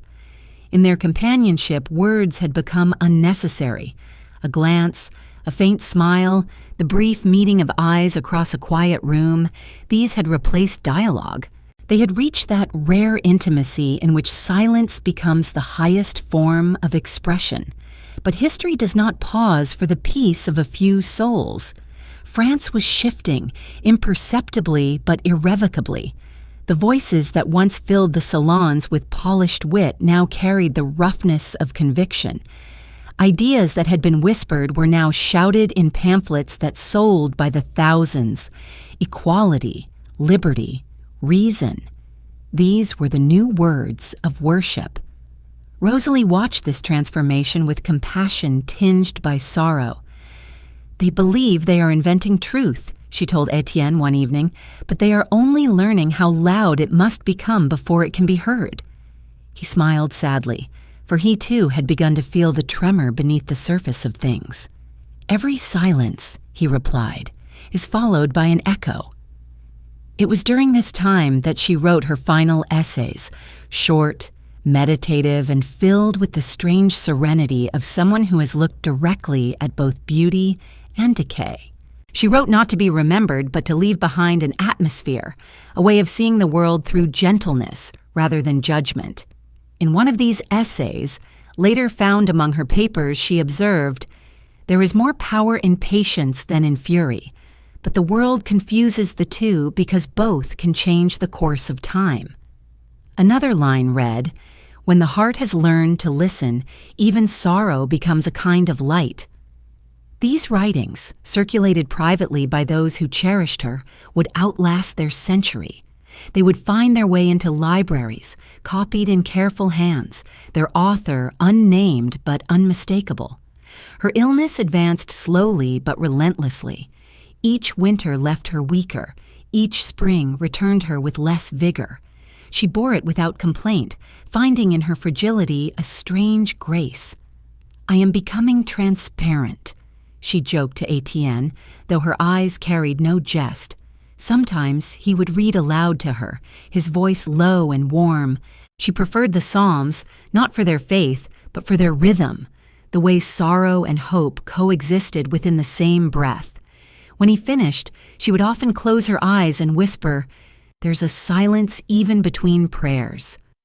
By 1782, she had withdrawn almost entirely from society. The world outside her window grew more restless, its laughter sharpened by unease.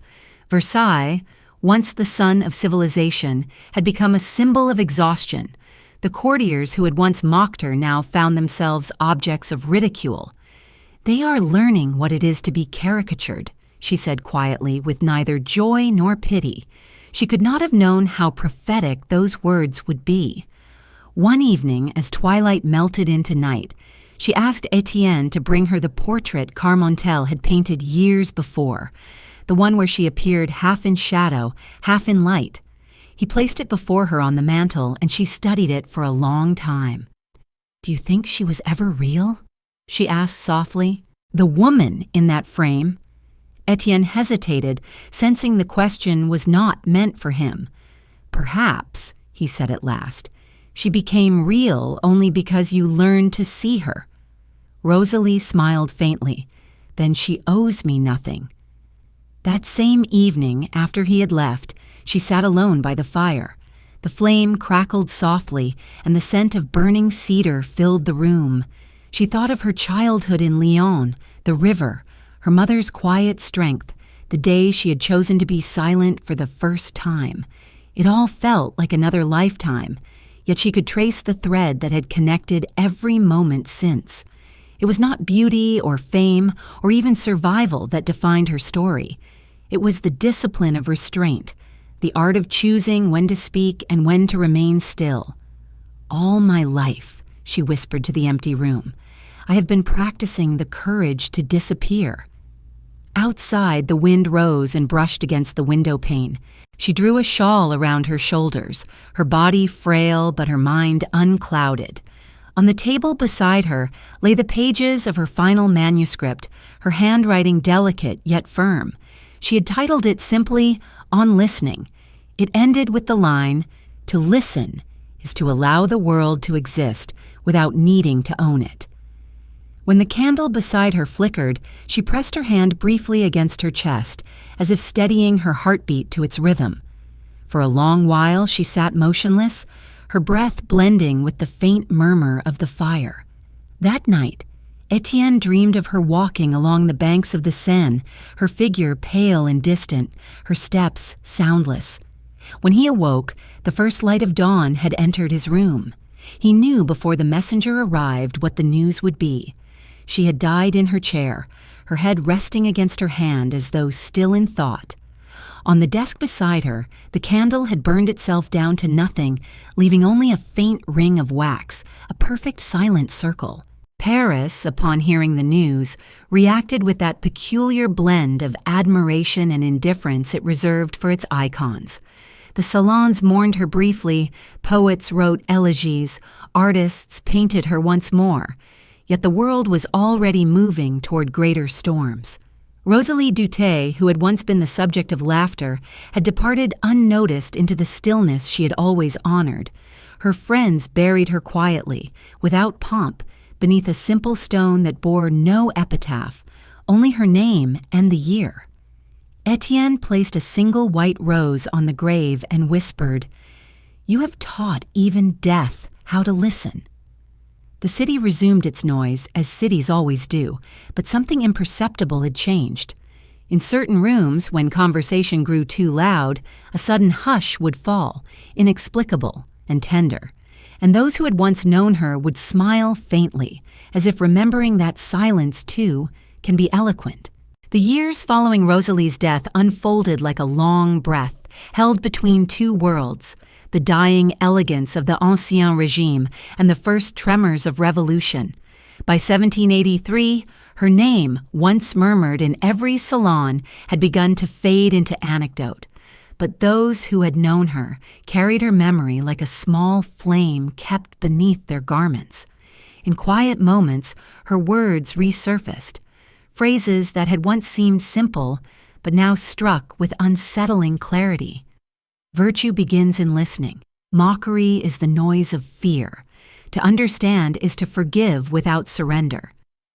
They were repeated at dinner tables, quoted in pamphlets, embroidered into letters. Without her intending it, Rosalie Duthé had become a ghostly philosopher for an age that was losing faith in its own civility. Etienne Valcourt, who had loved her in silence, became her most faithful archivist.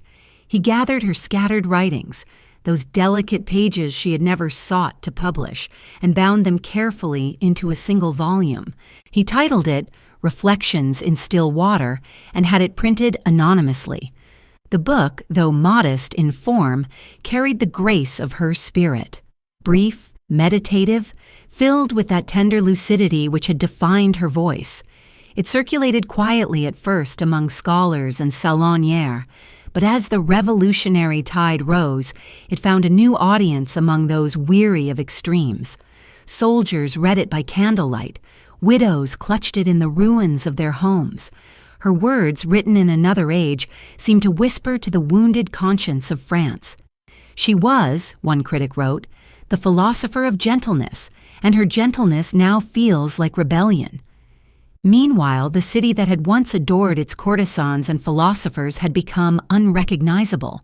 The laughter that had once echoed in the gilded halls was replaced by the chants of crowds. Versailles, where Rosalie had once walked beneath mirrored ceilings, now stood hollow and trembling, its mirrors reflecting nothing but uncertainty. Etienne, now an aging man, lived quietly in Paris, watching the revolution unfold from the window of his modest apartment. He saw the same faces that had once filled her salon, now twisted by fervor or fear. He often thought of her words, how she had foreseen that every age, when it forgets how to listen, must learn again through suffering. In 1789, when the Bastille fell, Etienne went to her grave in Montmartre and left a candle upon it. "They are shouting your truths without knowing your name," he whispered. If only they had learned to pause. He stayed there until dusk, the wind rustling the grass like a soft sigh. Around him, the city roared, but in that small space of earth, there was peace. He felt for the first time that her silence had not died but dispersed, woven into the very air of France, waiting to be heard when the noise at last exhausted itself. The revolution consumed everything, its kings, its idols, its laughter. Yet Rosalie's image, curiously, survived. Her portrait by Carmontel was saved from confiscation by a sympathetic painter who hid it behind a false wall. Years later, when order returned, it would be found untouched, the candlelight still glimmering softly upon her face, her gaze serene and inscrutable. The people who rediscovered it could not quite place her. A courtesan, one suggested. A philosopher, said another. The truth, as always, rested somewhere in between. As the century turned, her legend changed shape. Among the Romantics, she became a symbol of misunderstood purity, the saint of reflection in an age of noise. Poets wrote of her as a spectral muse who haunted the salons of the dead. Painters rendered her as an allegory of wisdom and silence, white-robed, luminous. Her lips parted as if on the verge of speech she would never utter. Her myth, polished by time, no longer resembled the living woman at all. And yet, within the distortion, her essence endured. For even in legend, she remained what she had always been, a mirror reflecting the needs and follies of those who looked into her. Etienne lived long enough to witness her rebirth as myth. In 1801, frail and nearly blind, he held a new edition of Reflections in Still Water, now attributed simply to a woman of the last century. He smiled faintly as he traced the dedication on the first page, his own, written in youth, still intact. He read the line she had once written, the one he had never forgotten. Every silence, if it is faithful, becomes a seed. As he set the book down, he realized she had been right. Her silence had seeded an entire generation's yearning for sincerity, even amid chaos. He died that same winter, his last wish being that no monument bear his name, only that his ashes be scattered near hers, where the wind could mingle them. For a time, they were both forgotten. The century marched on, indifferent, loud. Napoleon's empire rose and fell. Europe remade itself in iron and smoke, yet her image never vanished completely. In certain drawing rooms, her name resurfaced, a whisper of an earlier grace. By the 1830s, scholars began to collect women's writings from the Ancien Regime, and Reflections in Still Water was reissued, this time under her true name. To the surprise of many, the book found readers once again. Its simplicity, its clarity, its quiet defiance against vanity resonated with a new kind of spirit, a generation disillusioned by conquest and yearning for humanity. In this alternate world, her influence continued quietly across the century. Artists invoked her as the first to prove that silence could be art.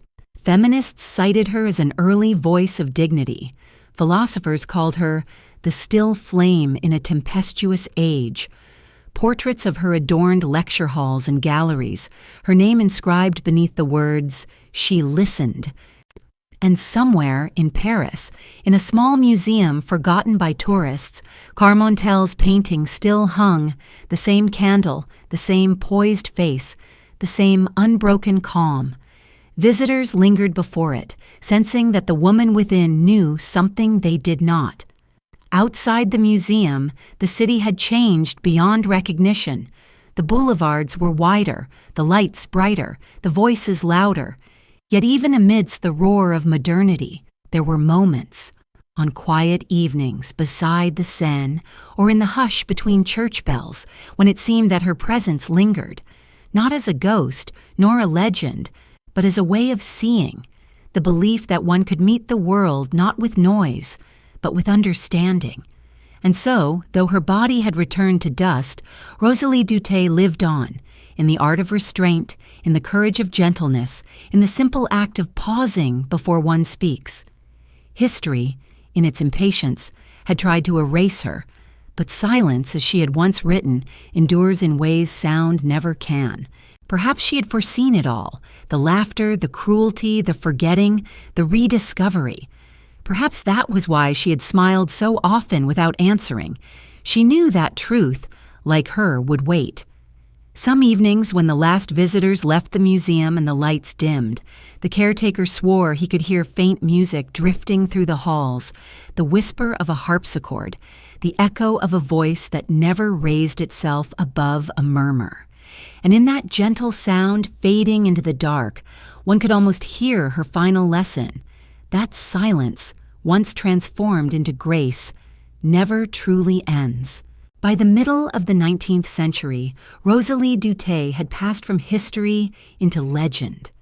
The revolution that had shaken the world was now a memory recited in textbooks, and the France she had known, the candle-lit parlors, the powdered laughter, the graceful deceit, had vanished like smoke in wind, yet her name endured, softened by the years, detached from scandal, floating now among the symbols of beauty and introspection.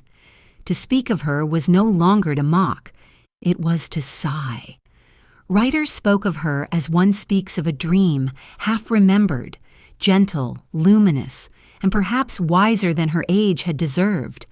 In salons lit now by gaslight rather than candles, intellectuals argued over whether she had been a courtesan or a philosopher, a victim of mockery or its master. The Romantics claimed her as their own, seeing in her calm defiance a kind of rebellion more noble than politics. The Realists found her fascinating too, a woman who had used appearance as armor against humiliation. In her, every age found its reflection, just as she had always reflected the world around her. She had become timeless precisely because she had not tried to be eternal. Her writings, once obscure, enjoyed a quiet rebirth. The newly printed Reflections in Still Water was praised for its purity, its restraint, its almost monastic lucidity. Critics who had never met her now described her as a mystic of perception. She reminds us, wrote one essayist in La Revue Française, that wisdom may reside not in the philosopher's shout, but in the courtesan's pause. The phrase caught on. It was quoted endlessly, repeated in cafes, printed on postcards, even inscribed beneath portraits of her reimagined in softer hues. Somewhere in all this adoration, the living woman disappeared once more. Yet perhaps that was how she had wished to remain, free from explanation, belonging to no single truth. It was said that in 1842, a young painter named Jules Lefebvre, while restoring Carmontel's portrait of her for an exhibition, claimed to have felt her presence. He described it years later in a letter. As I brushed the dust from her painted face, I felt her eyes follow me. The silence of her image was so alive that I feared to speak. He went on to paint his own interpretation of her, not as a courtesan or muse, but as a solitary figure seated beside an unlit candle, her hands folded, her gaze turned slightly toward an unseen horizon. He called the painting La Dernière Lumière, the last light. When it was shown in the Salon of 1845, critics were divided. Some found it too austere, others wept before it. One wrote, "Lefebvre has painted not a woman, but the sound of thought." That same year, the poet Alphonse de Lamartine published an essay on the sacred feminine, in which he placed Rosalie beside Jeanne d'Arc and Héloïse as symbols of female transcendence. It was an audacious comparison, but it struck a chord with readers weary of cynicism. She was mocked, he wrote, because she refused to perform the farce of intellect, but her refusal was her wisdom. In the theater of men, she was silence itself, the mirror of their own restlessness. Thus she passed from anecdote to archetype.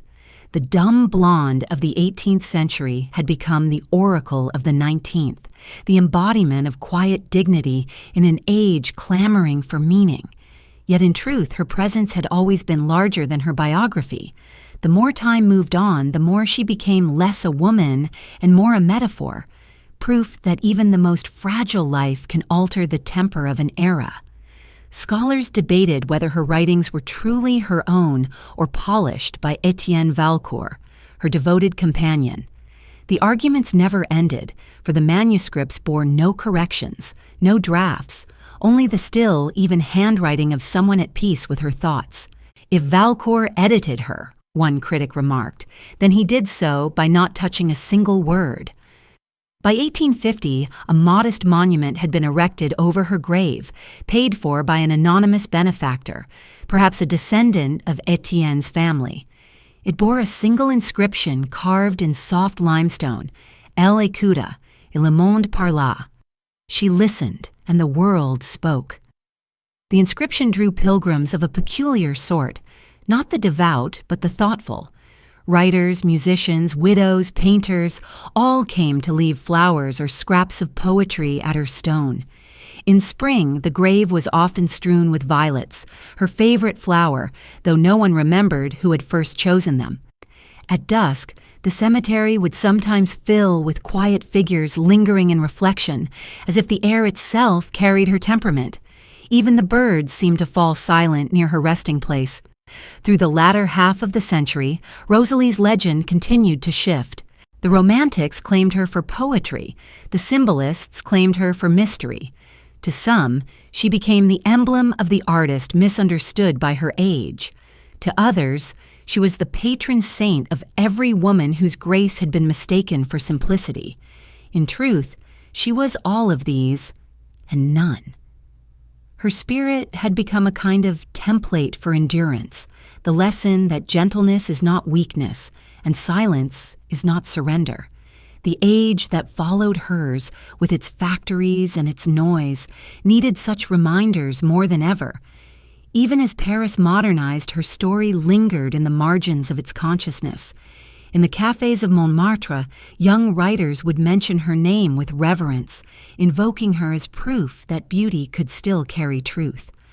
One winter night, the critic Charles Baudelaire, weary from argument, wrote in his notebook, "There is a silence in every face that has understood suffering." Perhaps that is what the courtesan Duthé taught us, to endure the cruelty of being seen without being known. He never published the line, but it lived on in his drafts, a secret acknowledgement of the quiet woman who had preceded him by a century. By the end of the century, her face appeared once more in a retrospective exhibition of women of the 18th century. Visitors passed by portraits of queens, actresses, and philosophers, pausing longest before hers. Children asked their parents who she was, and the adults hesitated, unsure whether to say she had been beautiful or wise. Both answers, perhaps, were true. When the exhibition closed, a journalist wrote, "Her smile still disarms. We look at her and remember that gentleness can be a form of revolt." So it was that Rosalie Duthé, once the quietest woman in Paris, came to speak across centuries. She had never sought an audience, yet she had found one in the hearts of those weary of noise. Her words, her portrait, her legend, all merged into a single enduring truth. That silence, when held with courage, becomes a kind of music the world can never unhear.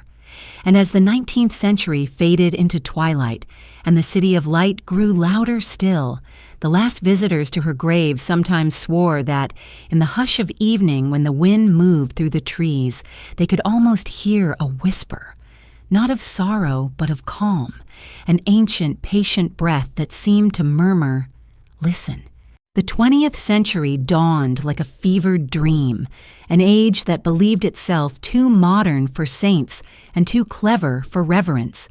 The machines began to hum, the trains to scream, the cities to glow through the night as if day itself had been conquered. Silence, once a virtue, became a rarity, and reflection was mistaken for delay. Yet still, in obscure corners of libraries and in the essays of those who mistrusted progress, the name of Rosalie Duthé flickered faintly.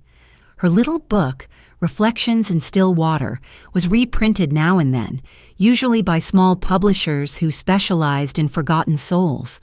Scholars in philosophy departments quoted her sparingly, often as a curiosity. The courtesan thinker, they called her, unsure whether to admire or to patronize. But her words, tender and exact, had a way of seeping past irony.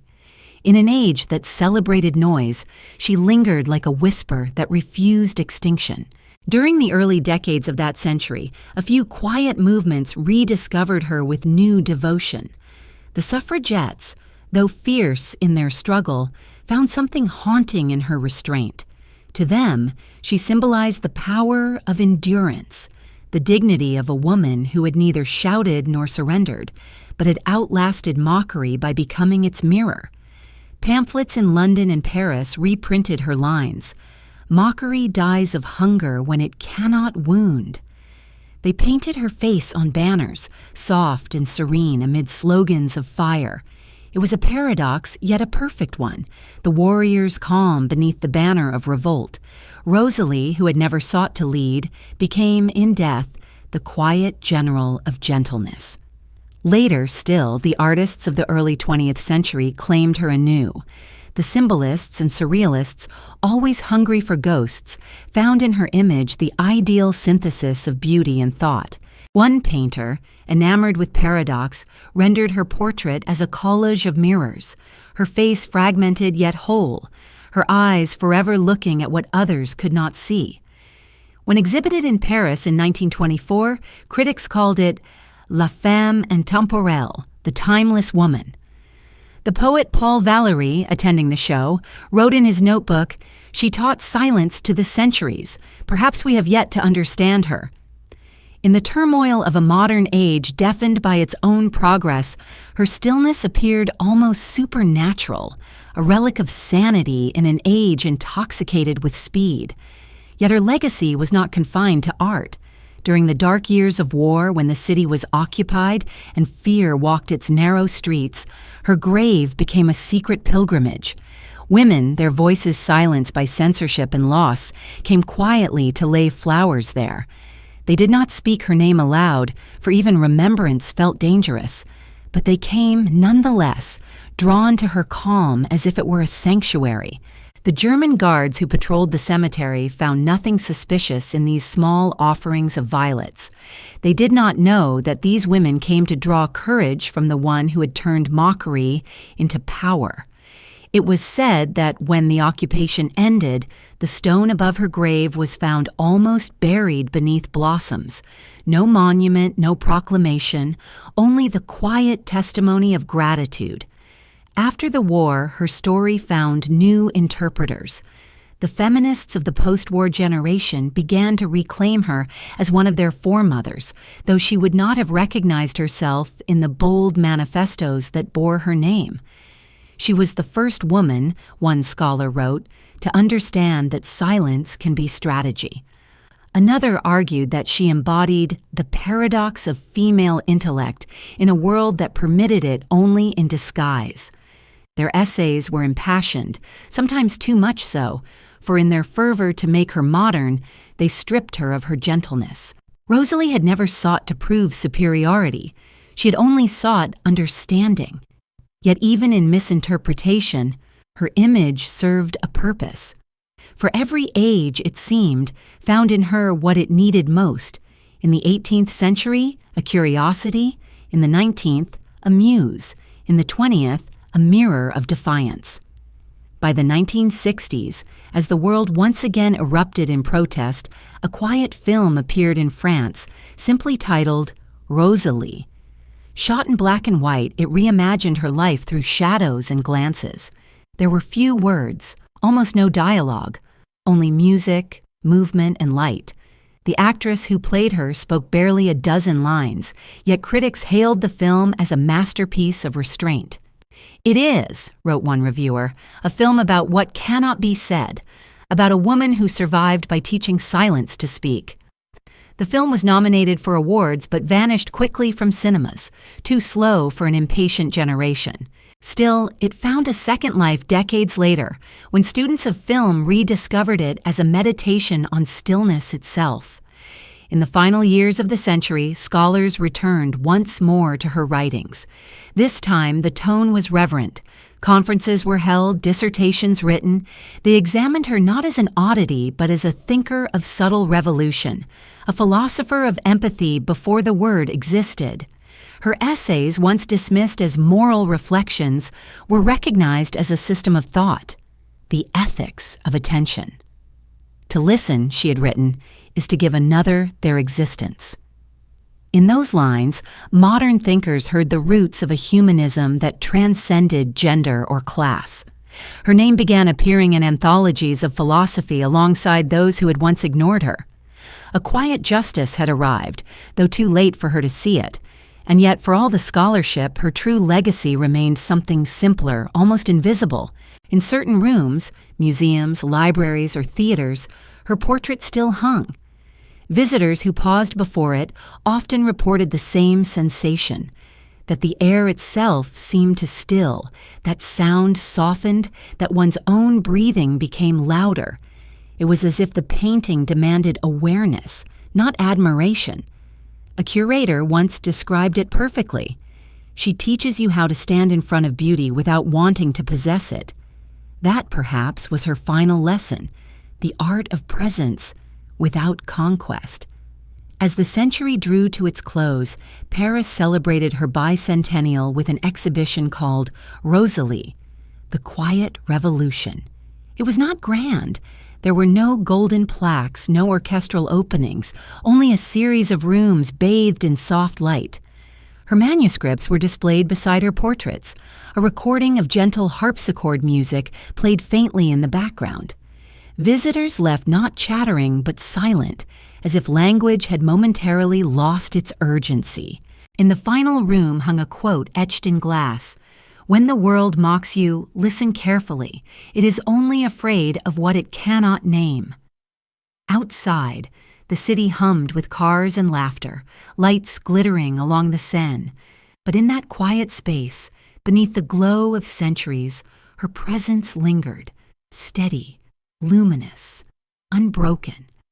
The courtesan who had once been scorned, the woman who had refused to shout, had become the conscience of an age that no longer remembered how to whisper. And perhaps that was fitting, for her silence had never been submission. It had always been the breath before understanding. The 21st century arrived with the hum of constant connection, and Paris glowed brighter than ever, streets pulsing with light, voices, movement, a rhythm that never slept. The very air seemed charged with urgency. Everywhere screens flickered, conversations overlapped, attention shattered like glass.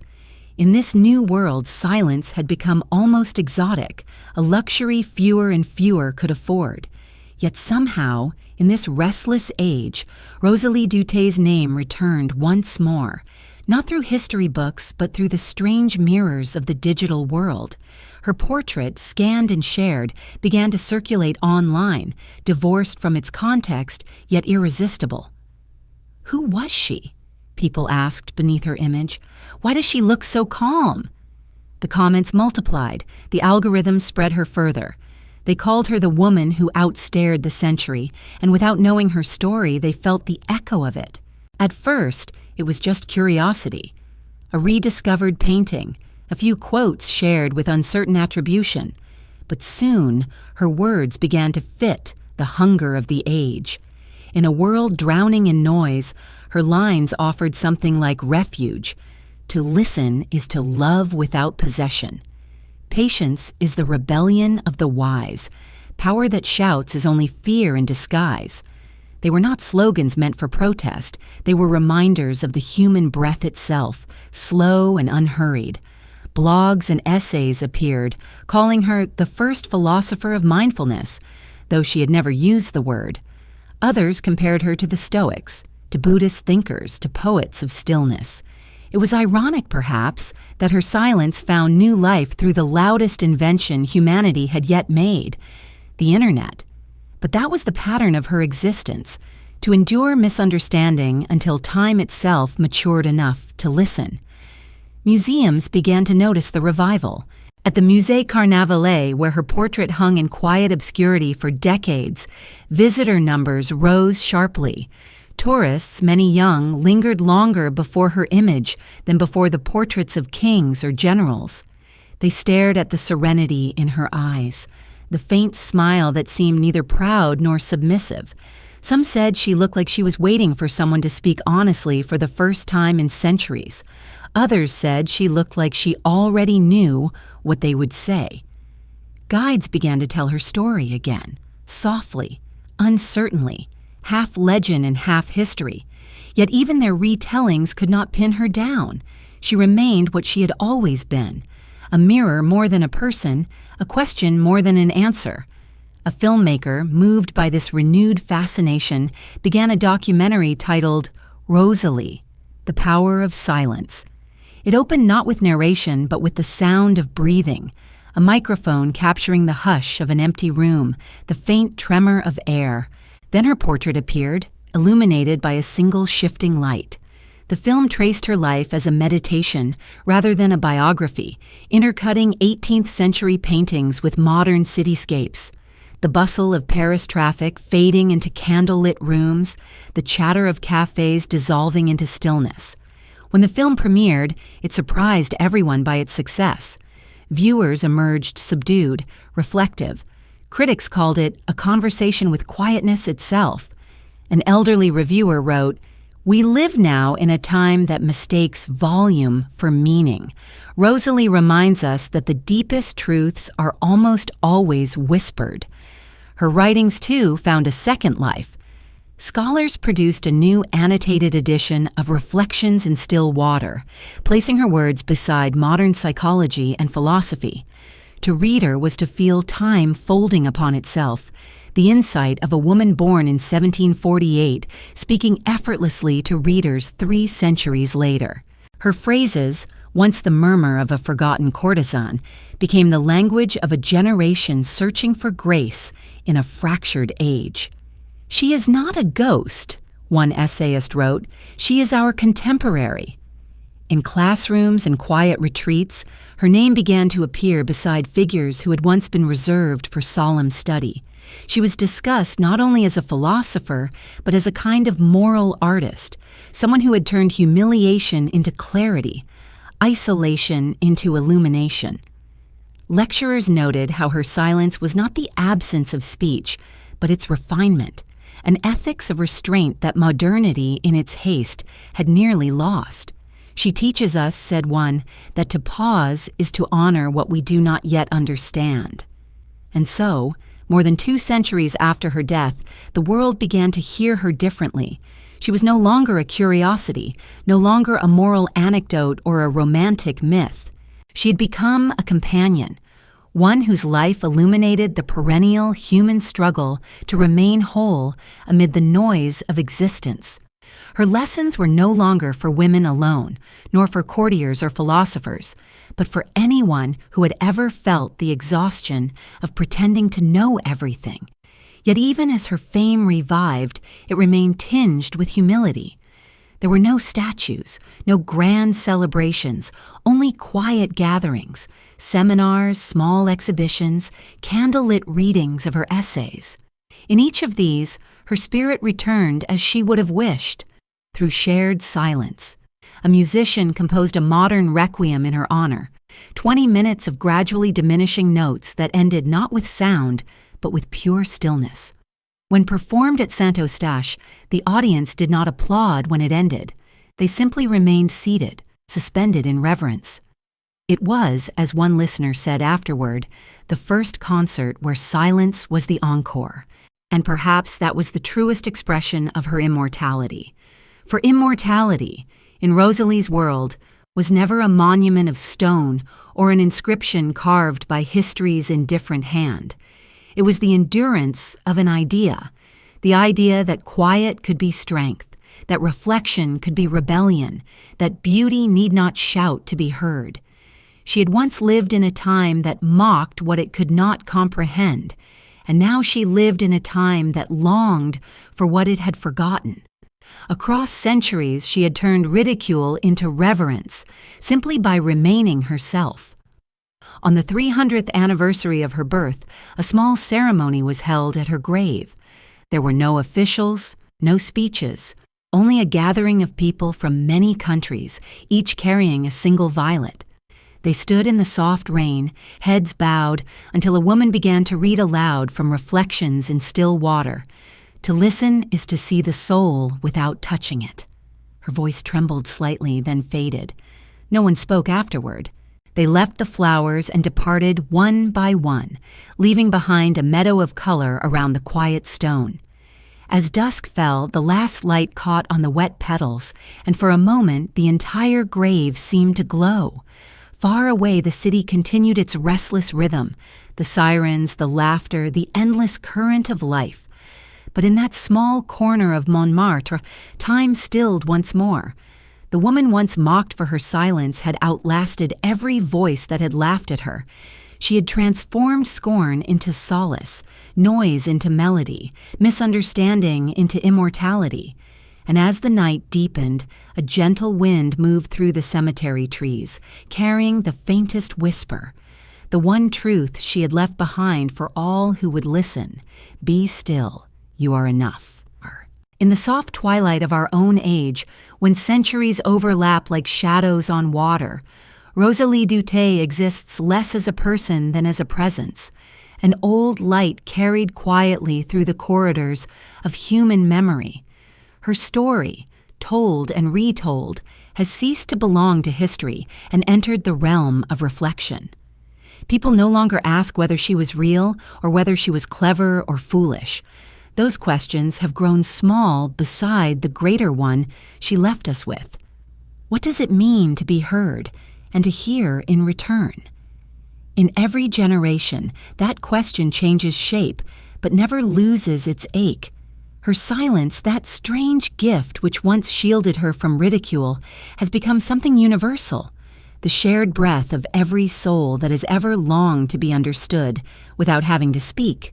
It is strange how the world, for all its progress, continues to circle the same longing. In offices that never sleep, on screens that glow through the night, we have filled our lives with words, with messages, with ceaseless affirmation. Yet still, we crave what Rosalie knew in her bones, that peace is not the absence of sound, but the presence of understanding. Her calm now speaks through the quiet corners of modern life, a painting in a museum where someone lingers longer than they meant to, a line from her writings quoted by a teacher to a restless class, a stranger pausing in conversation to really listen. These small gestures are her afterlife, invisible but alive. They are the proof that history does not die. It changes its tone until we are ready to hear it again. Sometimes, when one walks through the streets of Paris in the late evening, when the traffic hushes for a breath and the city's pulse softens, one can almost feel her there, not as a ghost, but as a kind of balance. The air itself seems to lean closer, as if waiting for something to be said and finding that silence will do instead. The Seine moves with the same quiet rhythm she once watched, and the bridges still hold that soft, trembling light that she loved. It is easy to imagine her among the passers-by, a woman in simple dress, her gaze steady, her pace unhurried. If she were to look at us now with our hurried speech and anxious laughter, she would not scold or sigh. She would simply watch, patient as ever, waiting for the moment when we remember that life, like beauty, is made bearable only by pauses. And so her legacy endures, not in monuments or titles, but in the delicate transformation she inspired, the shift from mockery to reverence, from noise to awareness. She proved, without ever meaning to, that one can change the temper of a century, not by argument, but by example. Her silence was not resistance, nor submission, but something rarer, a moral equilibrium that could not be shaken by cruelty. She revealed that strength need not be loud to be heard, that dignity does not depend on recognition, and that listening, in its truest form, is an act of compassion. In this way, her story has become less about the woman herself and more about the possibilities she represents, that gentleness in a world enamored with dominance might yet be the final rebellion. And when we look back at her life, across the distance of time, what emerges is not the courtesan, nor the philosopher, nor the myth, but the human being who lived between them all, fragile, observant, alone, but never bitter. Her path was simple and therefore profound. She turned humiliation into patience, patience into wisdom, wisdom into grace. She never fought the world that laughed at her. She outlasted it. And perhaps this, more than anything, is the secret she left behind, that endurance itself is a kind of artistry, and that silence, properly understood, is not retreat, but revelation.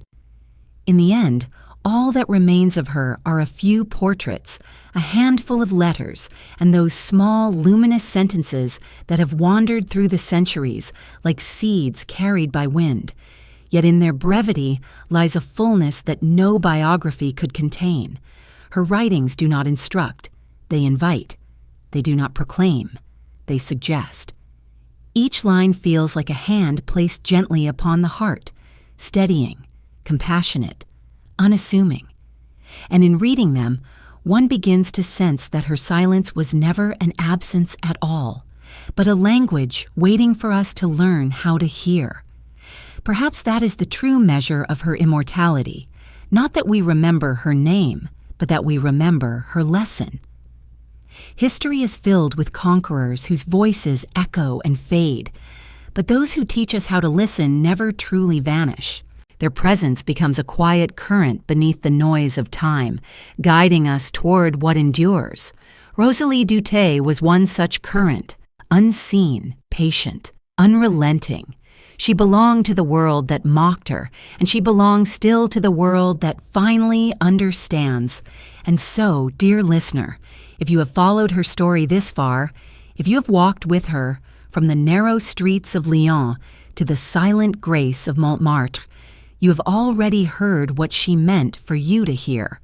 It is not instruction nor warning, but remembrance, that behind every laugh there may be pain, behind every silence knowledge, that the soul, when quieted long enough, begins to reflect the world without distortion. Perhaps that is all she ever wanted, to prove that gentleness could survive cruelty, that silence could survive centuries, that a life once dismissed could become a mirror for our own. And if, one evening, as you listen to the wind or the soft ticking of a clock, you should feel a stillness settle around you, a silence that does not demand but comforts, think of her. Think of the girl who turned mockery into power and power into peace. For in that quiet moment she lives again, as she always intended, not as legend, not as lesson, but as a breath shared between the past and the present, whispering softly what time itself seems to forget. Listen, and you will understand.